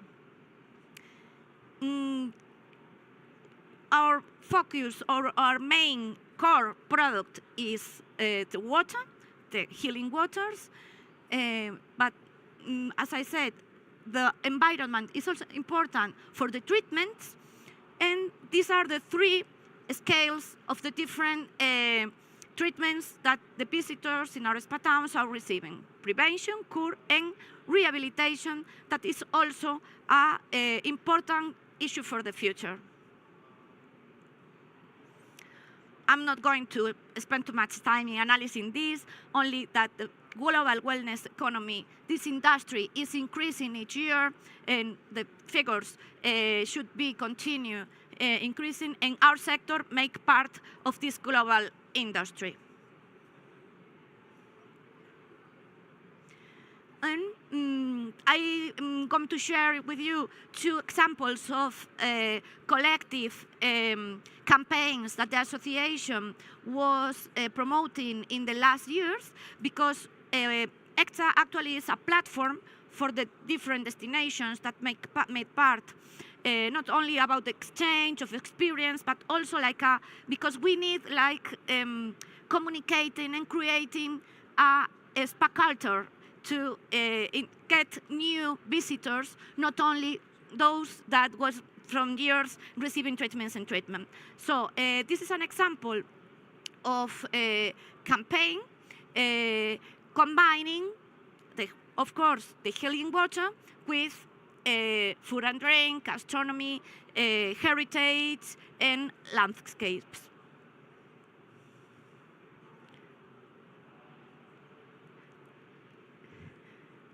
And this is the last campaign in social media that was developed in cooperation with Rail of Europe and Great Spa Towns of Europe, that are those that became heritage of the UNESCO, and it was called Europe's Original Hotspots, and combining the train transport with the possibility to discover our spa towns in Europe.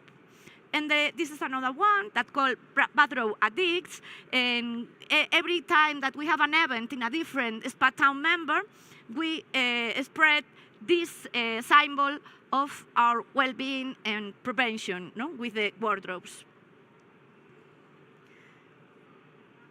It's this is an example from my region, or my province, Ourense, that is also in the northwest of Spain. And we connect, for example, 2 cultural routes, the European Thermal Towns route with the pilgrimage way of Santiago de Compostela. So this platform of ETA members give us different opportunities, and this is, for example, the different ones in our rural areas.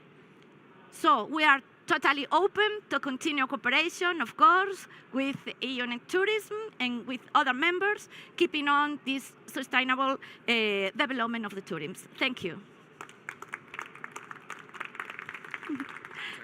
Que le tenía que calcar muy.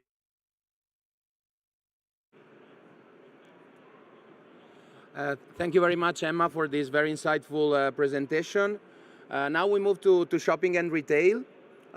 These are very increasingly, let's say, central to, especially to urban tourism experience, contributing to destination attractiveness, visitor spending, and branding, of course. And for this segment, we are happy to have with us a representative from the city of Madrid, one of the top shopping tourism destinations worldwide.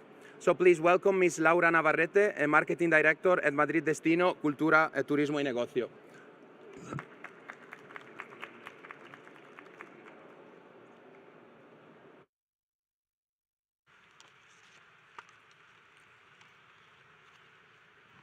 Good morning, everyone. My name is Laura Navarrete. Thank you so much, Michele, for the introduction. I'm Marketing Director at Madrid City Council Tourism Department. I'd like to thank UN Tourism for the invitation. I'm honored to be here with you today and be able to provide you with some relevant insights and useful data about tourism, shopping, and retail.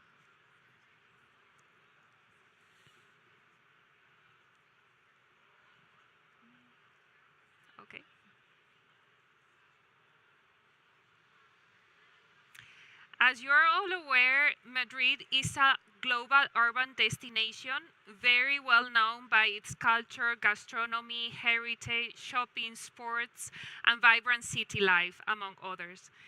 Tourism is no longer experienced in isolated sectors. Instead, tourists experience destinations through emotions, places, and moments. And this idea is central to Madrid tourism strategy, where shopping and retail play a key role in shaping the visitor experience.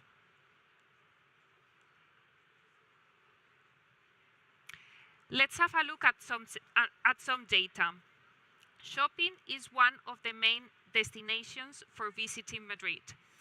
As we can see from the data that we collect in our intelligence center at Madrid Destino and also from Global Blue,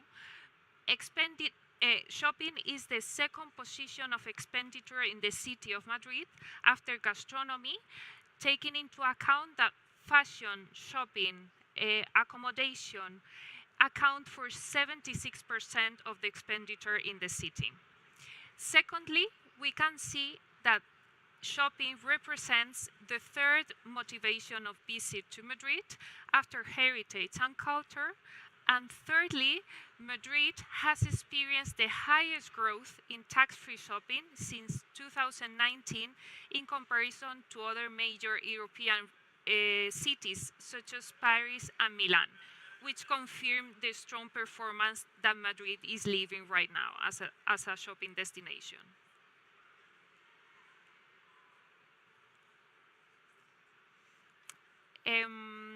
Global Blue data shows a very strong performance of tax-free shopping in Madrid. And this is especially relevant for international visitors who often combine shopping with cultural and gastronomy experiences. American, Mexican, and Chinese consolidate their positions as top duty-free spenders. And for instance, just for you to know, the different districts in Madrid, Barrio de Salamanca and Centro account for 80% of the global tax-free shopping in Madrid. Tax-free shopping refers also to increasing the tourist spending, but also positioning Madrid as a premium yet accessible destination, attracting visitors from long-haul markets and high-value markets as well.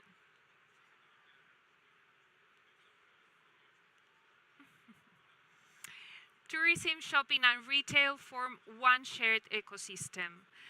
Retail is not only an economic activity, but also expresses the identity of the city connecting with the visitor. Retail enhances the visitor experience, increases tourist spending, and also contributes for longer stays. And at the same time, it reflects the identity of Madrid, showing its identity, its lifestyle, and also its urban cultural vision. And this integrative model contributes to transform retail into more meaningful experiences.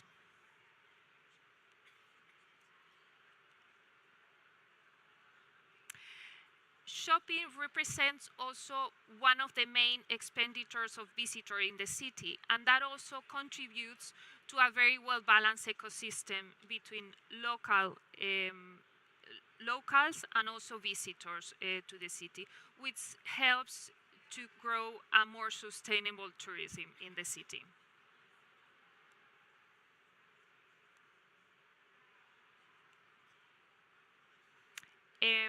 One of the key elements of Madrid tourism strategy is collaboration. Through the initiative Madrid Unique Destination, the city focuses on creating shared value by integrating retail into major city events and tourism initiatives, which are, for instance, joint promotions across all sectors, shopping experiences that combine culture, linked to museums, and also new innovative experiences. This integrated approach helps strengthen the collaboration across all tourism sectors and also making Madrid more authentic and competitive. Let me just show you a short video to get you inspired by Madrid Unique Destination.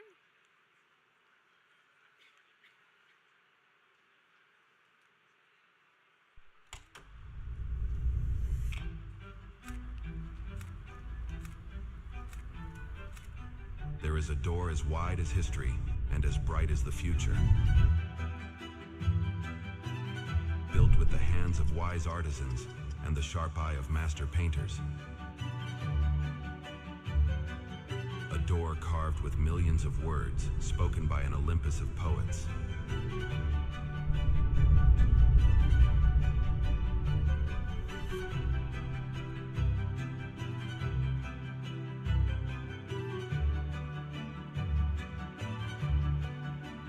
A true mad passion that will make you experience the most vibrant sides of life through the finest things on earth.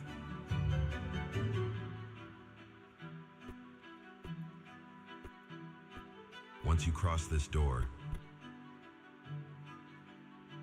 things will never feel or taste the same. Experience exclusivity under a new light.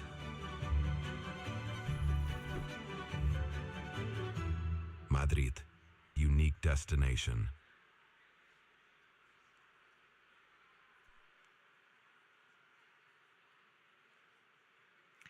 And to conclude with my presentation, the future of urban tourism is collaborative, integrated into life. And we think that Madrid really shows how shopping and retail can go beyond consumption by offering the tool of identity, experiences, and sustainable growth. And by working together across all tourism sectors, Madrid continues to position itself as a unique, vibrant, and global urban destination. Thank you so much for your attention.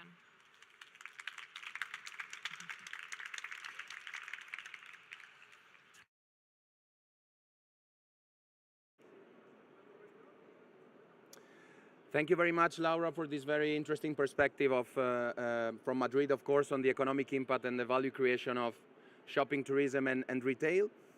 So the next presentation explores the connection between tourism and sport, which you probably all know that is one of the fastest growing sector because it has a lot of potential in terms of destination positioning, in attracting visitors and creating values also for the local community.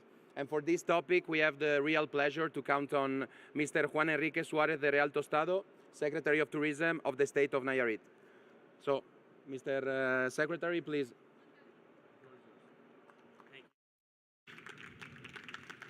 Good afternoon to everyone. My name is Juan Enrique Suárez. I'm the Minister of Tourism of the State of Nayarit. It's in Mexico, and we're a new destination. So I want to show you how is right now growing the tourism sports sector and how it helps to the community of each state or country. So we will start with this brand. The brand Riviera Nayarit is a brand that is in the coast of the Pacific Ocean in Mexico. But it was not known by the people about what you can do with the sports in that place. It was only known by the hotels that we had. We have right now Ritz-Carlton, we have Ovni, we have Pendry, Montage, but the people was just going to be in the hotel and not to go outside of the hotel. So we start to make a campaign about being the official destination of different sports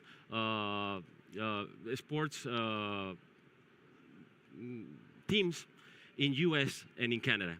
So we signed a deal with Lakers, Los Angeles Lakers, then we signed a deal with the Cowboys Dallas, and then we signed a deal with the Canucks of Vancouver. And what means that? That we say to the community in Nayarit that we just needed to start to make the things in the state, not being only the official destination of these teams. So we start to make a lot of different sports competitions in Riviera Nayarit. Because what I will show you represents what can help a destination to grow. So right now in the world, how was telling right now is the fastest growing sector in the tourism sector. So why is very important? First of all, it shows that right now the sport tourism accounts is at 10% of the total global tourism spending, and that means that a lot of people need to go to a destination where they can make a sport. So you need to start to think what the destination can bring to the tourist that goes not only to shop or only to make recreation activity. They also want to make something that can be in touch with the nature, or can make something like golf, maybe, or they want to play tennis, or they want to go maybe to Roland Garros in Paris and see what means that, or how is that construction, or that place where you only see in TV, but you want to touch or to be in the place. So this market is projected to grow between 1.7 trillion or $2.4 trillion by 2030 and 2032. And that means that the destination, or the different destinations, will start to make a lot of competitions on their countries. And the average spending per sports tourist exceeded $1,500 per trip. But this is when you have a specific sports activities in the destination. So what means that the tourist makes or do in your destination? They start to spend, they go to places different that the places that you only promote. Like one example can be Madrid. You come to Madrid, but maybe you don't go out of Madrid. But if you project something like maybe it can be like a run, no, outside of the Madrid in Segovia. The people can go outside of the Madrid to see this competition, or to be able to know another place that is not only the one that is inside of the place that have the airport. No? So what we are doing right now is we are making 7 or 8 different competitions worldwide in the state. And it's first of all, is a competition that is the Ironman competition. We took the competition to Nayarit, and that means a lot to the community, because the people was able to see the destination outside of the state. So that helped that the people was able also to be in touch with the sport guys. So for us, that is very, very important, because the community is able also to see what they are doing in the different places, and how they are making maybe the running or swimming and different activities in these specific zones. So I want to tell you about how we can, how we are making these different collaborations with the Los Angeles Lakers, and I want to show you a video about how are these different competitions in the state of Nayarit.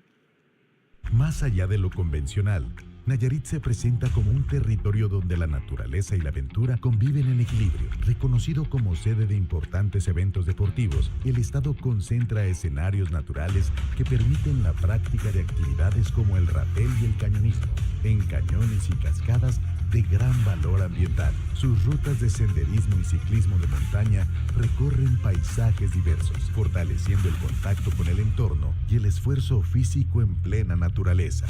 A esto se suman caminos destinados a recorridos en vehículos todoterreno que amplían las posibilidades de exploración. En la zona costera, el Océano Pacífico ofrece condiciones que han posicionado a Nayarit como un referente internacional del surf. Bajo la superficie, el buceo y el snorkel permiten apreciar la riqueza marina y la biodiversidad de sus áreas naturales, acompañadas por el paso estacional de las ballenas. Los paisajes del litoral, los contrastes naturales y la amplitud del territorio reflejan la diversidad de experiencias que consolidan a Nayarit como un destino de aventura. Nayarit, un territorio comprometido con el turismo de aventura. Thank you. Gracias. Thank you very much, dear Secretary of Tourism, for this presentation on the link between tourism and sport, and the remarkable work that has been done by the state of Nayarit. So for the next presentation, we will focus on the connection between tourism and hospitality. And our next speaker will share the perspective from this hospitality and tourism connection from an emerging destination like Zanzibar. So please welcome Mr. Sulaiman Mohammed, the chairman of the Zanzibar Association of Tourism Investors.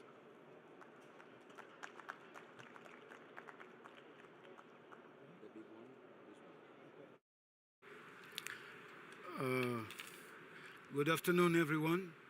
It's a pleasure to be here and standing today on behalf of ZATI, Zanzibar Association of Tourism Investors, and also greetings from my president, both of the president from Tanzania and the president of Zanzibar. I'm here today to give our experience of what is the hospitality is and how we practice in Zanzibar.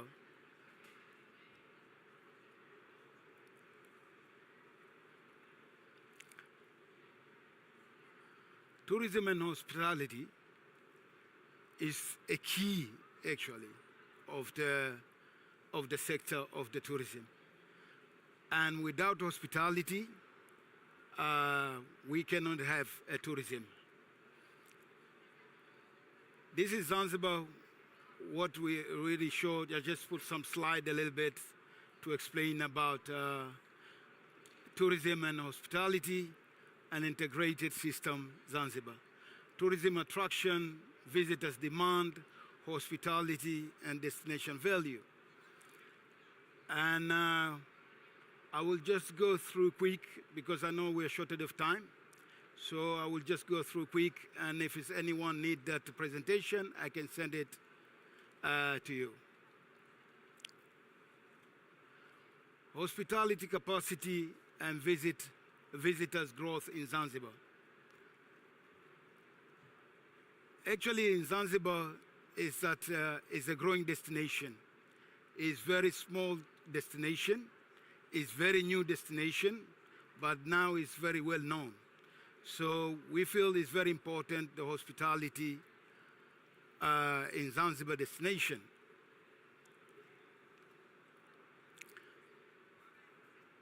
And hospitality capacity and visitors growth in Zanzibar, several new infrastructure from the government, from private sector. And this is what it makes that the tourism growth and hospitality improvement in the island itself. How hospitality creates economy value in Zanzibar. I will just give one example. For example, hospitality demand support local drivers, guiders for Stone Town and spice tours and supplies serving hotels, beaches, destination, such as, I put the names here, but we're talking about the northeast and southeast of Zanzibar. Employment and livelihood enabled by hospitality. For example, hospitality is one of the largest source of tourism employment in Zanzibar. For example, beaches, hotels, support taxi driver, boat operators, tour guides, artisan and small business that depend on the visitor's presence. Hospitality shaping tourism, product and experience. Hospitality development in Zanzibar has shifted toward experience-led model. Hotel increasingly integrated Swahili cuisine, local architects, cultural elements, and nature-based experience into guest staying. And actually, that is one of the reason nowadays in Zanzibar, the increasing of the tourism, and they stay longer in the destination, because without hospitality, the tourists, they won't stay longer in the destination. Hospitality is a driver of destination development. For example, improved connectivity enable hospitality growth in multiple coastal zones, reducing pressure in a single area and strengthening overall destination resilience.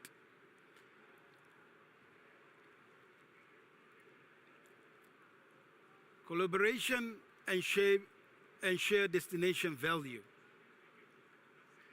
This collaboration strengthens a local economy, enrich visitors' experience, and supports more resilient tourism development. Actually, Zanzibar, we feel this is very important to give our guests or to give our visitors the experience of Zanzibar and could experience the hospitality in Zanzibar. And this is why Zanzibar tourism is growing and is growing very fast.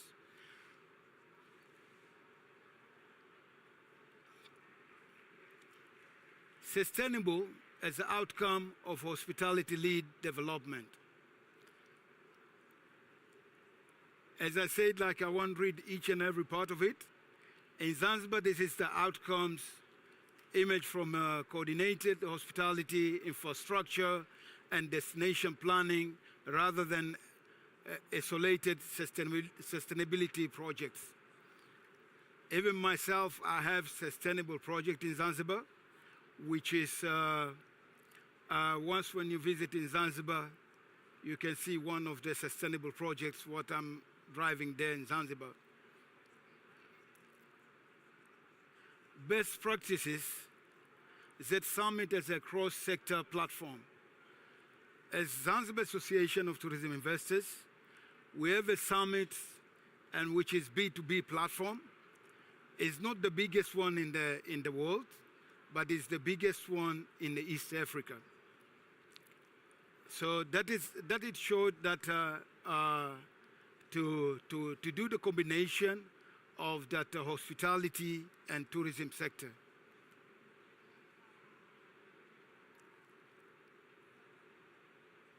Tourism growth evidence Zanzibar 2025. You could see that the increasing of the numbers from 736 plus to 910 in a year time, so which is 24% increasing of the tourism industry. And all this is coming because of the hospitality. Without hospitality, the growth of tourism, it won't be there.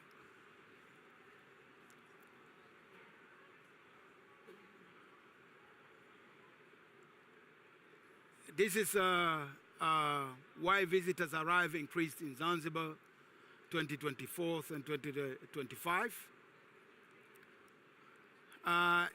Enhance service quality and skill development within the hospitality sector. Together, these factors enable Zanzibar to absorb higher tourism demand while maintaining destination equality. And hospitality is the quality. The more you give hospitality, the more you increase your growth of the tourism industry.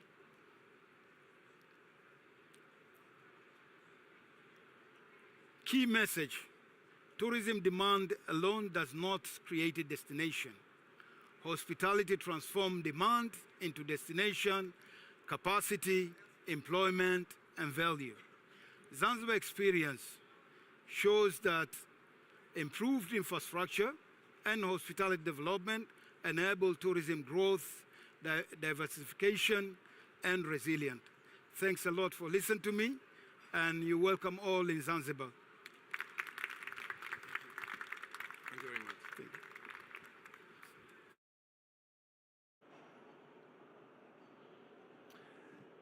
Thank you very much, dear Chairman, for the very interesting presentation and the perspectives from Zanzibar.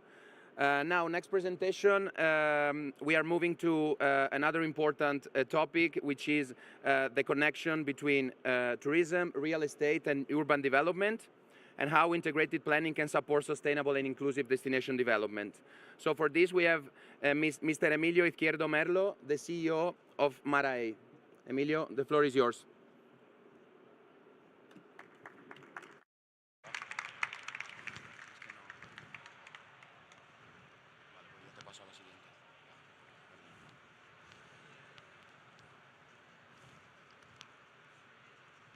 Hello, good morning, everyone. It's a pleasure to be here. My name is Emilio Izquierdo. I am the CEO of an iconic, transformative mixed-use development in the city of Rio de Janeiro. I work for a family-owned company with quite a few investors from Spain, working in Brazil, but we have a history of 50 years in real estate. So we are developers and we are constructors working in all kinds of assets. We have built or developed hospitals, schools, residential units, hospitality, hotels, shoppings. So when we talk about the connection between residential and tourism, either it's a big project or a smaller one, either if it's within the city or it's in the outskirts or in the middle of the countryside. I think there are three dimensions that should have always have been in our minds, but nowadays they're even more important. The first one is environmental concerns. There's not a single project, whether it's in a urban plot of land or in the surroundings, that should not be environmentally conscious. So now we talk about protection, we talk about preservation, and now we talk about regeneration. So any kind of project should bring more green areas and reduce the carbon footprint by different measures, different actions. The second is inclusive. The projects have to be part of the communities. They have to feel them positive, whether if it's a hotel or a residential unit. And the third one is economic impact. Our projects need to have positive direct impact to the communities, taxes, of course. In our case, when we talk about, I think there's a delay. This is kind of the overview of what is the connection between urban planning, real estate, and tourism. Some of the things that I have highlighted here is the benefits of having a mixed use rather than an isolated single asset project, the possibility to bring different types of guests, buyers, etc. So people who want to live, who want to study, who want to visit, who want to work. This is important, the year-round activity versus seasonality. You fight against seasonality by bringing different assets and a deeper economic impact. One of the things that is extremely important is access to financing. Mixed-use projects, and this is a trend that we have seen in the last 1 or 2 decades, they help you to have access to financial entities, rather multilateral banks or commercial banks, and of course, qualified investors. When we thought about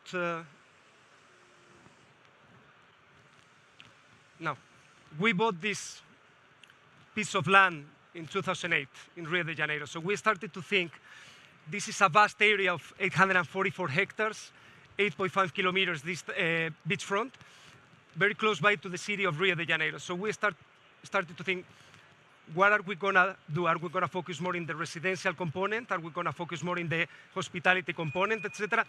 It's always a case by case, no? There's not a tabula rasa, there's a linear decision. But the great thing is to mingle, to mix the different assets.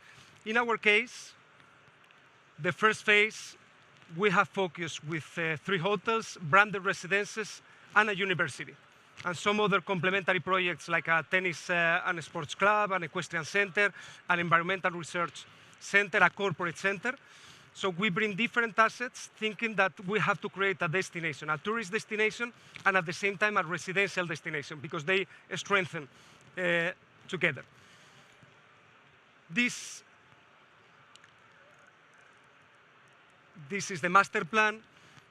Getting back to the 2 principles that I mentioned at the beginning, environmental concern. every project has to bring more green areas or green positive impact than before. In our case, we have created the 5th private natural reserve in Brazil. So it will be a green preserve area for perpetuity, forever. We regenerate. So we, either within our land or in other lands that we have bought, we plant. So we will bring 270 hectares of additional green area as compared to what we have nowadays. From a social standpoint, and this is something that I also discuss, for any kind of project, you have to take into the highest consideration the communities living in the surroundings. In our case, we have 200 families of fisherman village living in the area. So what we have done is we are giving them the property titles, the property deeds, and they will have the same kind of pavement, energy, sewage, etc., as the rest of the project. And from an economic standpoint, this is the first phase, the 3 hotels, the branded residences, and then in the future, we will bring a new residential destination with 8,000 residential units, a shopping center, a school, a hospital with 158 keys, etc. This is very particular to our project, but transcending, and this is the panel, the connection between real estate, urban planning, and tourism. The main conclusion is you have a higher impact, a higher transformation in the area by bringing different uses, different assets that they complement each other. And not only from an environmental, social, and economic standpoint is much better, but from a financial feasibility standpoint, the access to financing from banks, multilateral banks and commercial banks, it helps to de-risk the perception of your project, and that's the way to make it feasible and to go ahead with your project. I don't think is there any time for questions? Thank you very much. Thank you. A ti, muchas gracias. Un placer. Encantado. Igualmente. Presentation, of course, not less important. So we were moving to the connection between tourism and the insurance sector. So we know that travel services such as insurance play a key role in building trust, resilience, and confidence, especially among travelers. So I'm very pleased to welcome Mr. Fernando Barcenilla, the head of travel insurance at Allianz Partners Spain.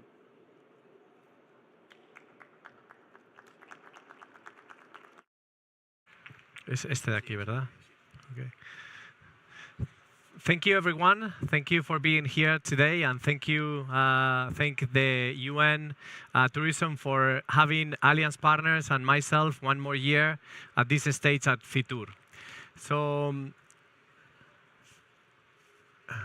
yeah, I will speak about consumer and industry trends and then focus on travel insurance trends and how our covers and our products are evolving along with consumer and traveler needs. So, starting with consumer traveler needs. So, the major concerns related to travel remain cost. If you see the 2 main concerns are fully related to cost. Then there are some geopolitical conflicts. A growing concern is overcrowded destination that has been growing for the last years. And there are traditional ones related to things that happen to you during your trip, whether it's travel disruption, delays, or something happening to you, an accident or illness or whatever, and also cancellation, things that we are covering, traditional covering with travel insurance, and that can be eliminated or covered. Travel spending intention is the only discretionary expense that is growing. If we see on the left, essentially is growing, inflation effect. But if you see all the rest of the discretionary expenses, the only one that is growing is travel. So good perspective for this 2026. Travelers are looking for strategies to save money, and the main strategy is booking ahead. Another speaker spoke about this. I think it was you, about booking in advance. And we are seeing in Spain and also in Europe how the number of trips that are being booked in Black Friday for the summer season are booming, are really increasing, and therefore the need to cover that risk of cancellation is growing and is greater than ever before. Regarding the industry trend, so 2025 outbound trip growth is lower. It didn't meet the expectations that were created in 2024, and there was a major concern last year. However, the confidence is recovering, and 2026 should be a good year, a growing year. This doesn't apply to China. China outbound trips are growing much faster than any other market in the world and recovering much faster from COVID. It doesn't come as a surprise that trips to the United States are decreasing. The only destination that is decreasing, all others are increasing. Let's see what happens in this 2026, but it seems that this trend is going to continue for the United States. Air capacity, that was one of the main constraints for travel growth after the COVID season, it's recovering very fast, and this is going to be one of the drivers that is going to push outbound tourism forward. So to focus on travel insurance trends, travel insurance purchase consideration is higher than ever before. And when COVID was recovering in 2022, that consideration for travel insurance was very high. The industry and among colleagues, we thought that we have reached its peak and that from there on it was going to go downward. However, we were wrong. Consideration is higher than ever before in this 2025. And it's not only a survey, we have proof of this. The attachment rates of our partners, airlines, OTAs, travel agencies, are growing and keeps growing, and the necessity for travel insurance it's greater than ever before. This is our very own data. Consumers are increasingly demanding proactive and digital solutions for their trips. So when something really critical happens to you while traveling, you always, and this is never going to change with AI or whatever, you will want to speak with a person, someone that is next to you and that provides solution very quickly. But there are many other disruptions during a trip that are not an urgency and that you want to have it at your hand digitally and especially proactively. So this is how we are evolving in the travel industry, and a clear example of this is Alice. Alice is a platform for our travelers where we have the policy management, so all the covers at your hand. You can file a claim with your phone wherever you are. But more important is that you can storage your trip, you can get proactive security alerts, and even pocket money if your trip is delayed. You can get some pocket money to spend in the airport, and even for some contracts to have access to one of the VIP lounge areas in the airport with a voucher. So another thing that you can have is teleconsultation. And people don't want to spend a whole day in a hospital during their vacation because their tummy hurts, for example. And so what we're doing is not only exceptional teleconsultation, but also we are growing a network of doctors that can prescribe medicines in destinations, so you don't have to go to the hospital to get a prescription for something basic, something really basic that you could go with your prescription and buy in a local pharmacy. Travel companies are trying to monetize more and more ancillaries, and travel insurance is a key part of the ancillaries offerings. So we have traditionally worked with airlines, travel agencies, OTAs, and etc. And now more than ever, we are not only enhancing their travel insurance portfolio, micro-segmenting covers for specifically travel needs, but also we are optimizing the booking path and every touch point with the customer, so we make sure that their travelers are correctly secure no matter where they're going or their needs are.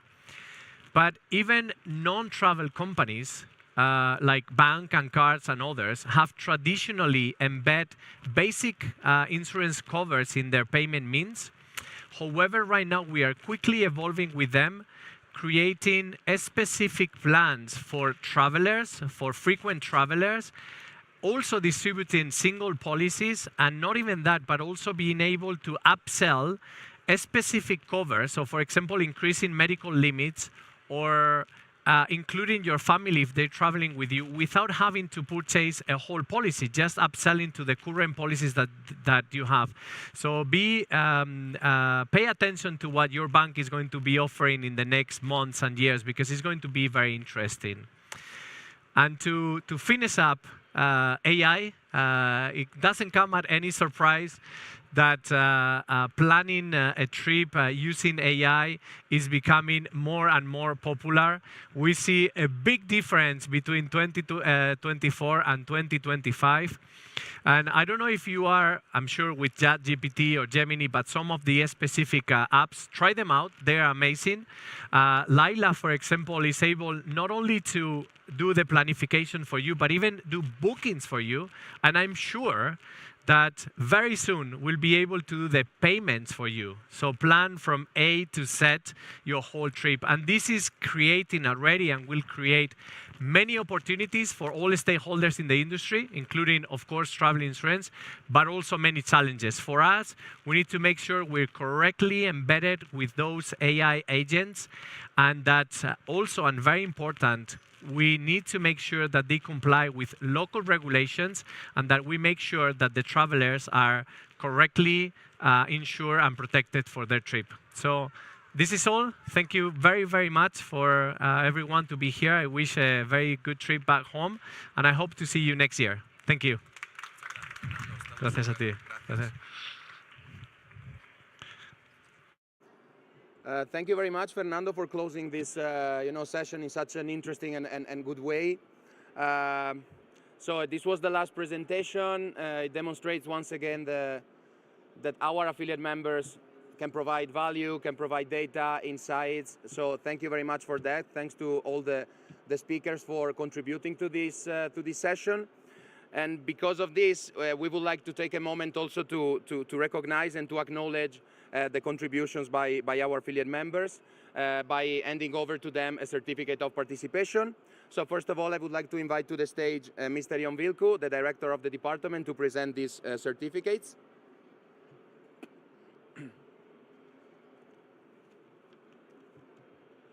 So first of all, I would like to invite Mr. Kilic, the general manager of the Istanbul Convention and Visitors Bureau, to receive this certificate.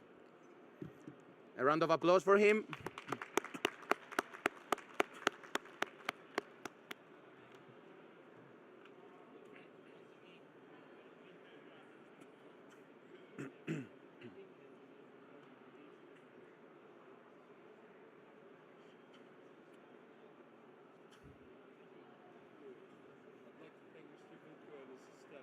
Thank you.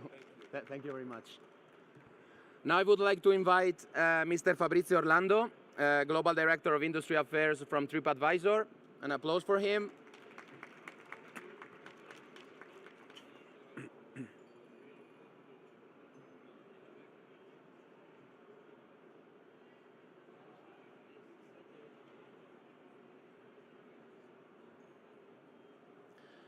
The next one is Ms. Laura Navarrete, Marketing Director of Madrid Destino, Cultura, Turismo y Negocio. An applause for Laura.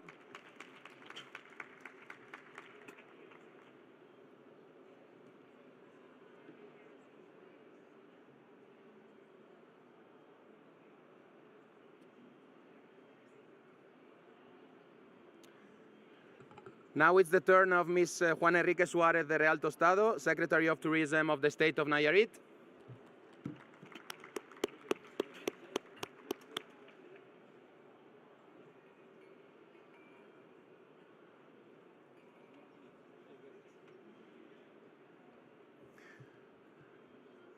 Now Mr. Suleiman Mohammed, the chairman of the Zanzibar Association of Tourism Investors.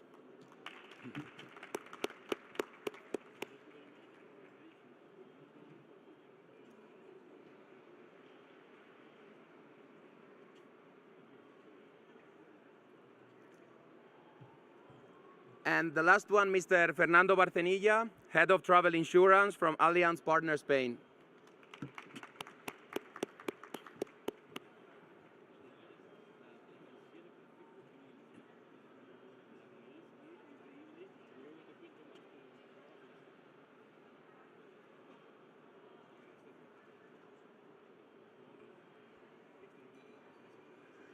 So thank you very much, everyone, for staying with us. I would like now to invite all the speakers to the stage for a family picture.